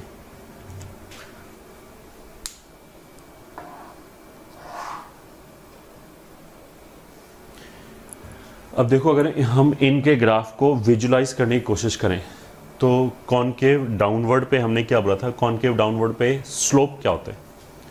स्लोप लगातार क्या करेगा? डिक्रीज करेगा। कॉनकेव अपवर्ड पे क्या होगा? स्लोप इंक्रीज करेगा। ये ठीक है, ये ऐसे ही तो बोला था ना हमने कि कॉनकेव डाउनवर्ड है तो एफ डबल डैश नेगेटिव होगा, कॉनकेव अपवर्ड है तो यहाँ एफ डबल डैश पॉजिटिव होगा, इतने पार्ट के लिए। तो एफ डबल डैश नेगेटिव है मतलब एफ डैश डिक्रीज कर रहा है, एफ डबल डैश पॉजिटिव है तो मतलब इस पॉइंट के बाद एफ डैश फंक्शन का स्लोप, ये ठीक है, ये नहीं, ये तो इंक्रीज ही कर रहा है हमेशा, ये तो एफ है, एफ डैश की बात चल रही है, एफ डैश जो है वो यहाँ पे इंक्रीज करेगा। तो हम इसको ऐसे देख सकते हैं, यहाँ से जब हम ऐसे आ रहे हैं तो एफ डैश डिक्रीज कर रहा है, तो जब हम एफ डैश का ग्राफ बनाएंगे, ये तो एफ का है, तो एफ डैश का ग्राफ नीचे जा रहा होगा, फिर इस पॉइंट के बाद वो ऊपर जाएगा। तो पहले ग्राफ नीचे गया फिर ऊपर गया। किसका ग्राफ नीचे गया ऊपर गया? एफ डैश का। टेंजेंट हो गया, पहले कौन के ऊपर है तो पहले ऊपर गया एफ डैश का ग्राफ, ये तो एफ का ग्राफ है, एफ डैश का ग्राफ ऊपर गया फिर नीचे गया। तो कहने का मतलब क्या है कि दोनों केसेस में यू कैन विजुअलाइज कि एफ डैश एक्स के लिए जो पॉइंट ऑफ इन्फ्लेक्शन होगा वो point of local maxima local minima होगा। मतलब जो स्लोप होगा, स्लोप के लिए ये मैक्सिमा मिनिमा होगा, मतलब इस पॉइंट पे स्लोप का मैक्सिमम या मिनिमम वैल्यू आ रहा होगा। दैट यू कैन सी कि यहाँ पे जब हम ऐसे जा रहे हैं तो स्लोप कम होता चला गया, ये मिनिमम एंगल आया और फिर ये एंगल ये वाला बढ़ने चालू हो गया। तो उसका मतलब क्या है कि इस पॉइंट पे मिनिमम स्लोप आ रहा है, तो ये स्लोप का लोकल मिनिमा हो गया, यहाँ it will B local maxima. तो अब इसी बात को लिख लिया, point of inflection will be local maxima या minima of slope of the function, of course if defined। वैसे तो पॉइंट ऑफ इन्फ्लेक्शन के बारे में कोई नहीं पूछेगा, बट अगर हम इस तरह का ग्राफ खींचे तो ये कॉनकेव डाउनवर्ड है, कॉनकेव अपवर्ड है, तो इस पॉइंट को भी पॉइंट ऑफ इन्फ्लेक्शन बोलेंगे क्योंकि कॉन्केविटी चेंज हो रहा है, ये ठीक है। बट इस पॉइंट पे तो फंक्शन डिफरेंशिएबल ही नहीं है, तो इस मतलब एफ डैश ही डिफाइन नहीं है इस पर्टिकुलर पॉइंट पे, ठीक है। बट फिर भी पॉइंट ऑफ इन्फ्लेक्शन बोलेंगे क्योंकि कॉन्केविटी तो चेंज हो ही रहा है और हमने डिफाइन कैसे किया है, जिस पॉइंट पे कॉन्केविटी चेंज हो। तो point of inflection will be local maxima local minima of slope of the function. So for twice differentiable function for a twice differentiable function, मतलब किसी भी फंक्शन का लोकल मैक्सिमा लोकल मिनिमा कैसे निकालते हैं, उसका डेरिवेटिव जीरो होना चाहिए पहली बात, उस डेरिवेटिव का साइन चेंज भी होना चाहिए दूसरी बात, these two things are required. ठीक है, so for twice differentiable function, for a twice differentiable function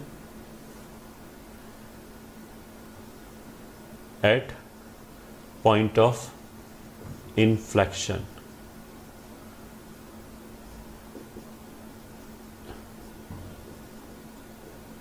x is equals to a, f double dash a is equals to 0 and केवल इतने से काम नहीं चलेगा, उसका साइन चेंज भी होना चाहिए and f double dash x should change its sign from positive to negative और vice versa।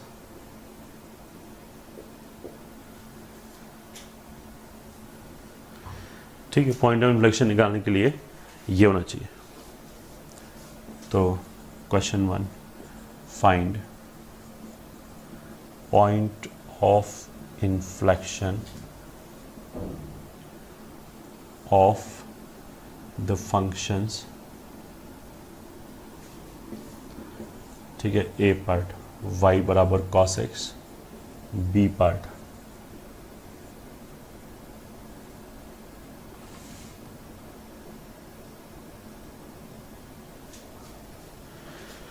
X cube minus 3x square minus 7x plus 8। तो आंसर ए पार्ट के लिए y is equals to cos X आ गया, तो इसको differentiate किया minus sine x आ गया, फिर डिफ्रेंशिएट किया तो माइनस कॉस एक्स आ गया, इसको जीरो के बराबर किया तो x बराबर 2n plus 1 into pi by 2 आ गया। अब 2n plus 1 into pi by 2 पे, पाई बाई 2 के ऑड मल्टीपल पे, पाई बाई 2 के ऑड मल्टीपल पे या तो हम फर्स्ट क्वाड्रेंट से सेकंड क्वाड्रेंट में जा रहे होंगे या फिर थर्ड से फोर्थ में जा रहे होंगे, और दोनों ही जगह कॉस का साइन चेंज होगा। ठीक है, ग्राफिकली देख सकते हैं कि जो भी पाई बाई 2 का ऑड मल्टीपल है कॉस का, जहाँ पे भी ग्राफ आ रहा है, जहाँ पे वो एक्स एक्स को कट कर रहा है, वहाँ पे एक साइड से दूसरी साइड जा रहा है, पॉजिटिव से नेगेटिव या नेगेटिव से पॉजिटिव, मतलब इन सारी पॉइंट्स पे साइन चेंज हो रहा है। तो these all points are points of inflection. तो these are all points of inflection. केवल इसको जीरो देख के नहीं बोल सकते, बट हमने क्या बोला कि साइन चेंज होना भी जरूरी है, वो भी देखना जरूरी है। तो साइन चेंज हो रहा है यहाँ पे, इसलिए पॉइंट ऑफ इन्फ्लेक्शन है। बी पार्ट के लिए y बराबर x cube minus 3x square minus 7x plus 8, तो y dash will be 3x square minus 6x minus 7, y double dash will be 6x minus 6, इसको जीरो किया, x is equal to 1 आया, x is equal to 1 पे sign change होगा, answer is हाँ बिल्कुल होगा। तो this is also point of inflection. ये पॉइंट ऑफ इन्फ्लेक्शन है क्योंकि यहाँ पे साइन चेंज हो रहा है। ठीक है,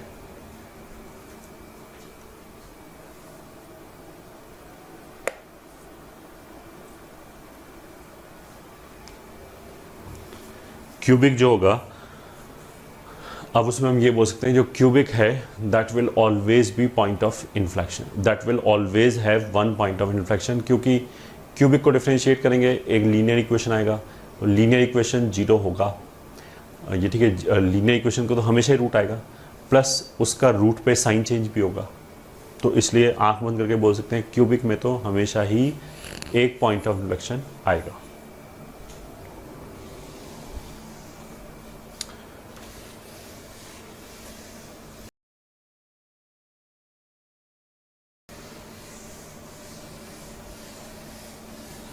तो वैसे ये जो पॉइंट ऑफ इन्फ्लेक्शन है, this is again maxima minima का ही एप्लीकेशन है। सही है, मैक्सिमा मिनिमा एफ डैश का निकाल रहे हैं बस।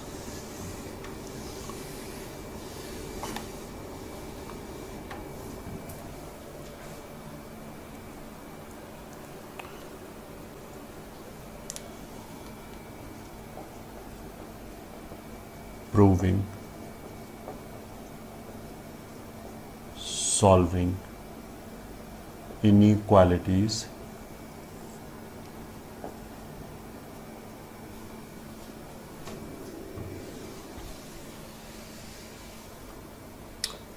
first to prove that fx is greater than equals to gx for all x belonging to interval I1। मतलब एक इंटरवल I1 दे रखा है, कोई भी इंटरवल, और उसमें हमें ये शो करना है कि fx is always greater than equals to gx। ठीक है, वी कैन शो कि fx minus gx is greater than equals to 0 for all x belonging to I1। दोनों की बात है। fx greater than equals to gx show करने की बजाय हम ये भी शो कर सकते हैं कि fx minus ji x greater than equals to 0 है, एक ही बात है। gx को इधर ले आए। अब हमें ये शो करना है कि ये जो फंक्शन है इसकी या तो वैल्यू 0 आएगी या वैल्यू 0 से बड़ी आएगी हमेशा। ठीक है, तो मतलब हमें ये प्रूव करना है कि इस फंक्शन की वैल्यू 0 या इससे ऊपर ही आएगी हमेशा। तो हम इस फंक्शन के ग्राफ पे सबसे नीचे वाला पॉइंट देख सकते हैं। अगर वो सबसे नीचे वाला पॉइंट 0 या उससे बड़ा हो जाए, ठीक है, तो सबसे नीचे वाला पॉइंट मतलब जहाँ पे फंक्शन अपनी मिनिमम वैल्यू लेता है। तो लेफ्ट हैंड साइड वाला जो फंक्शन है एफ एक्स माइनस जी एक्स, जहाँ पे भी उसकी जो मिनिमम वैल्यू है अगर वो इसको सेटिस्फाई कर दे तो बाकी सब जगह तो वैल्यू उससे भी बड़ी आएगी। तो अगर इसका मिनिमम वैल्यू इसको सेटिस्फाई कर दे, मतलब वो 0 या 0 से बड़ा हो जाए, तो बाकी सब जगह तो उससे भी ऊपर आएगी वैल्यू, तो बाकी सब जगह तो ऑटोमेटिकली सेटिस्फाई हो जाएगा। तो बस वी कैन शो, इसको प्रूव करने के लिए, that F X minus ji X की minimum value is greater than और इक्वल्स टू 0। ठीक है, मिनिमम वैल्यू 0 या 0 से बड़ी आ गई तो फिर प्रूव हो गया। तो अब अल्टीमेटली इस इनइक्वालिटी को प्रूव करने का मतलब क्या है कि मेरे को एफ एक्स माइनस जी एक्स की मिनिमम वैल्यू निकालनी है। वो कैसे निकालेंगे? जैसे अभी तक निकाल रहे थे, यानी कि डिफरेंशिएट किया फंक्शन को, फिर देख लिया कि मिनिमम वैल्यू कितना आ रहा है। ठीक है, question 1, prove that 2 sin x plus tan x is greater than 3x in 0 से π/2। ठीक है, उसने बोला कि 2 sin x plus tan x 3x से बड़ा है 0 से π/2 में, ये हमें प्रूव करना है। अब देखो 0 से π/2 में हमने लिमिट्स में पढ़ा था कि sin x x से छोटा होता है, ठीक है, और tan x x से बड़ा होता है। तो ये जो tan x है ये तो x से बड़ा है, ये जो 2 sin x है ये 2x से छोटा है। ठीक है, तो दोनों का सम क्या आएगा? कुछ भी नहीं कह सकते। बेसिकली लेफ्ट हैंड साइड की एक क्वांटिटी, इसको भी हम ऐसे लिख सकते हैं 2x प्लस x। तो 2 sin x जो है वो 2x वाले पार्ट से तो छोटा हो गया, बट ये tan x x वाले पार्ट से बड़ा हो गया। तो डायरेक्टली तो हम कुछ भी नहीं कह सकते कि लेफ्ट हैंड साइड छोटा होगा या बड़ा होगा, बट प्रूव क्या करना है कि हमें लेफ्ट हैंड साइड बड़ा होगा, मतलब tan x इतना बड़ा हो जाएगा कि वो जो sin x की जो कम वैल्यू आई वो उसको भी कॉम्पनसेट कर देगा, फिर भी उसके बाद बड़ा होगा। डायरेक्टली प्रूव नहीं कर सकते, ये समझ आता है। कुछ बच्चे इसको ऐसे करने की कोशिश करेंगे कि tan x is greater then x, फिर sin x is less then x, ये ठीक है, या फिर 2 sin x is less then 2x, या फिर इसको उल्टा लिख लिया 2x is greater then 2 sin x। ठीक है, फिर इन दोनों को अगर वो बोले घटा दे तो tan x minus 2x greater than x minus 2 sin x। अब इसको इधर ले जाएं, इसको इधर ले जाएं, तो tan x plus 2 sin x greater than 3x। ठीक है, अब ये देखने में लगेगा शायद सही है, बट ऑफ कोर्स ये सोल्यूशन गलत है। ठीक है, गलती किस स्टेप पे? इस स्टेप पे। घटा नहीं सकते, इनइक्वालिटीज़ को ऐड तो कर सकते हैं, सब्ट्रैक्ट नहीं कर सकते। ये ठीक है, चाहे चारों तरफ पॉजिटिव और नेगेटिव हो, कभी भी सब्ट्रैक्ट नहीं कर सकते, क्योंकि सब्ट्रैक्ट करने के लिए हमने इसको ऊपर रखा, इसको नीचे रखा, घटा दिया, ये आ गया। अगर हम उल्टा कर दें, इसको ऊपर रखें फिर घटा दें, उल्टा रिजल्ट आ जाएगा। तो वो तो कोई बात ही नहीं हुई। एडिशन इज़ वैलिड, मतलब अगर ये लिखा है एंड ये लिखा है, इन दोनों को जोड़ दें तो वो एडिशन वैलिड होगा, उसमें कोई दिक्कत नहीं है, ये ठीक है। बट इन दोनों को जोड़ने का कोई फ़ायदा नहीं है क्योंकि उससे ये नहीं आएगा। अब चलते आगे इसको प्रूव करने के लिए। सोल्यूशन, हमने एक फंक्शन f(x) मान लिया, इसको इधर ले आए, that is 2 sin x plus tan x minus 3x। अब मेरे को ये प्रूव करना है कि दिस इज ग्रेटर देन 0 इन 0 से π/2। 0 से π/2 के बीच में ये हमेशा पॉजिटिव है, ये शो करना है। उसके लिए हमने क्या बोला था, it is very easy to show. मेरे को ये प्रूव करना है कि इसकी मिनिमम वैल्यू 0 से बड़ी है, ठीक है, पहली बात। अच्छा, दूसरी बात, जैसे f(x) greater than equal to gx है, तो इसको इधर लेके आए तो f minus g greater than equal to 0 के लिए मिनिमम वैल्यू शो करेंगे ग्रेटर देन इक्वल टू 0। अगर ये उल्टा लिखा होता, मान लिया कि f माइनस जी, हमें ये शो करना होता है कि वो 0 या उससे छोटा है, ये ठीक है, हमें नीचे प्रूव करना होता, तो हम सबसे ऊपर वाली वैल्यू को शो करते हैं कि वो 0 या उससे छोटा है, बाकी सब वैल्यू से छोटा हो जाएगा। तो इस पर भी डिपेंड करता है ये साइन ऐसे है या ऐसे। तो हम ऐसे कर सकते हैं कि कुछ भी इनइक्वालिटी दे रखा हो, हमेशा ग्रेटर वाली साइड पे सारे टर्म्स को ले गए। मतलब अगर ये साइड उल्टा लिखा होता तो हम इधर ले जाते इसको, तो फिर ये g minus f greater than equal to prove करना होता, तो ग्रेटर वाली साइड पे लेके हमेशा ही मिनिमम किया, ठीक है। तो टेंशन लेने की जरूरत ही नहीं, मतलब इसको उधर ले जाने के बजाय इसको इधर ले आए, तो ग्रेटर वाली साइड पे सब टर्म्स को ले आए। अब इसका मिनिमम वैल्यू निकालने के लिए f(x) निकाला, which is 2 cos x plus sec square x minus 3, ठीक है। ये आइडिया लगाने के लिए कि कहाँ पे इंक्रीज़ कर रहा है, डिक्रीज़ कर रहा है, मैक्सिमा क्या है, मिनिमा क्या है, ये सब देखने के लिए, ठीक है। अब देखो 2 cos x plus sec square x में फिर उसी तरह की बात होगी। ये तो 2 से बड़ा है बट ये 1 से छोटा है, सॉरी उल्टा, ये तो 2 से छोटा है बट ये 1 से बड़ा है। तो एक नंबर 1 से बड़ा है, एक 2 से छोटा है, तो जो सम होगा वो हम कह नहीं सकते कि 3 से बड़ा आएगा या छोटा आएगा, वो डिपेंड करेगा कि ये ज़्यादा बड़ा हो गया या ये ज़्यादा छोटा हो गया। तो डायरेक्टली हम कुछ नहीं बोल सकते कि ये पॉजिटिव या नेगेटिव है, ठीक है। बट अगर हम कॉस में सब कुछ कन्वर्ट कर लें तो this will B 2 cos cube minus 3 cos square plus 1 upon cos square. 2 + 1 = 3, तो न्यूमरेटर में एक रूट आ जाएगा cos माइनस 1 और दूसरा आ जाएगा 2 cos square minus 1। 2 cos square minus cos minus 1 ये आएगा।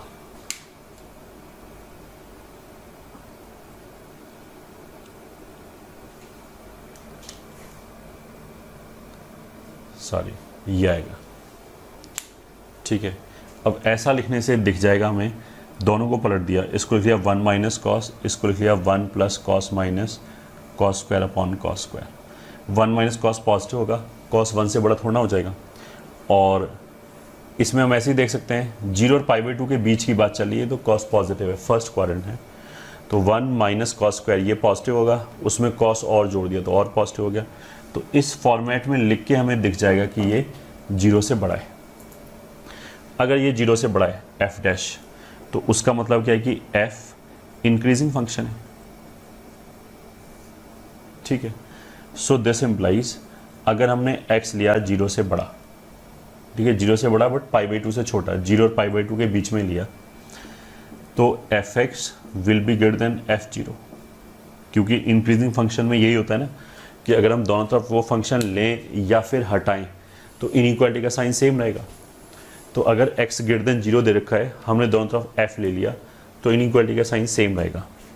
तो f(x) कितना हो जाएगा, 2 sin x plus tan x minus 3x is greater then f(0) कितना हो जाएगा, इसी में 0 रख दिया तो 0 0 0 0, ठीक है। This implies 2 sin x plus tan x is greater then 3x।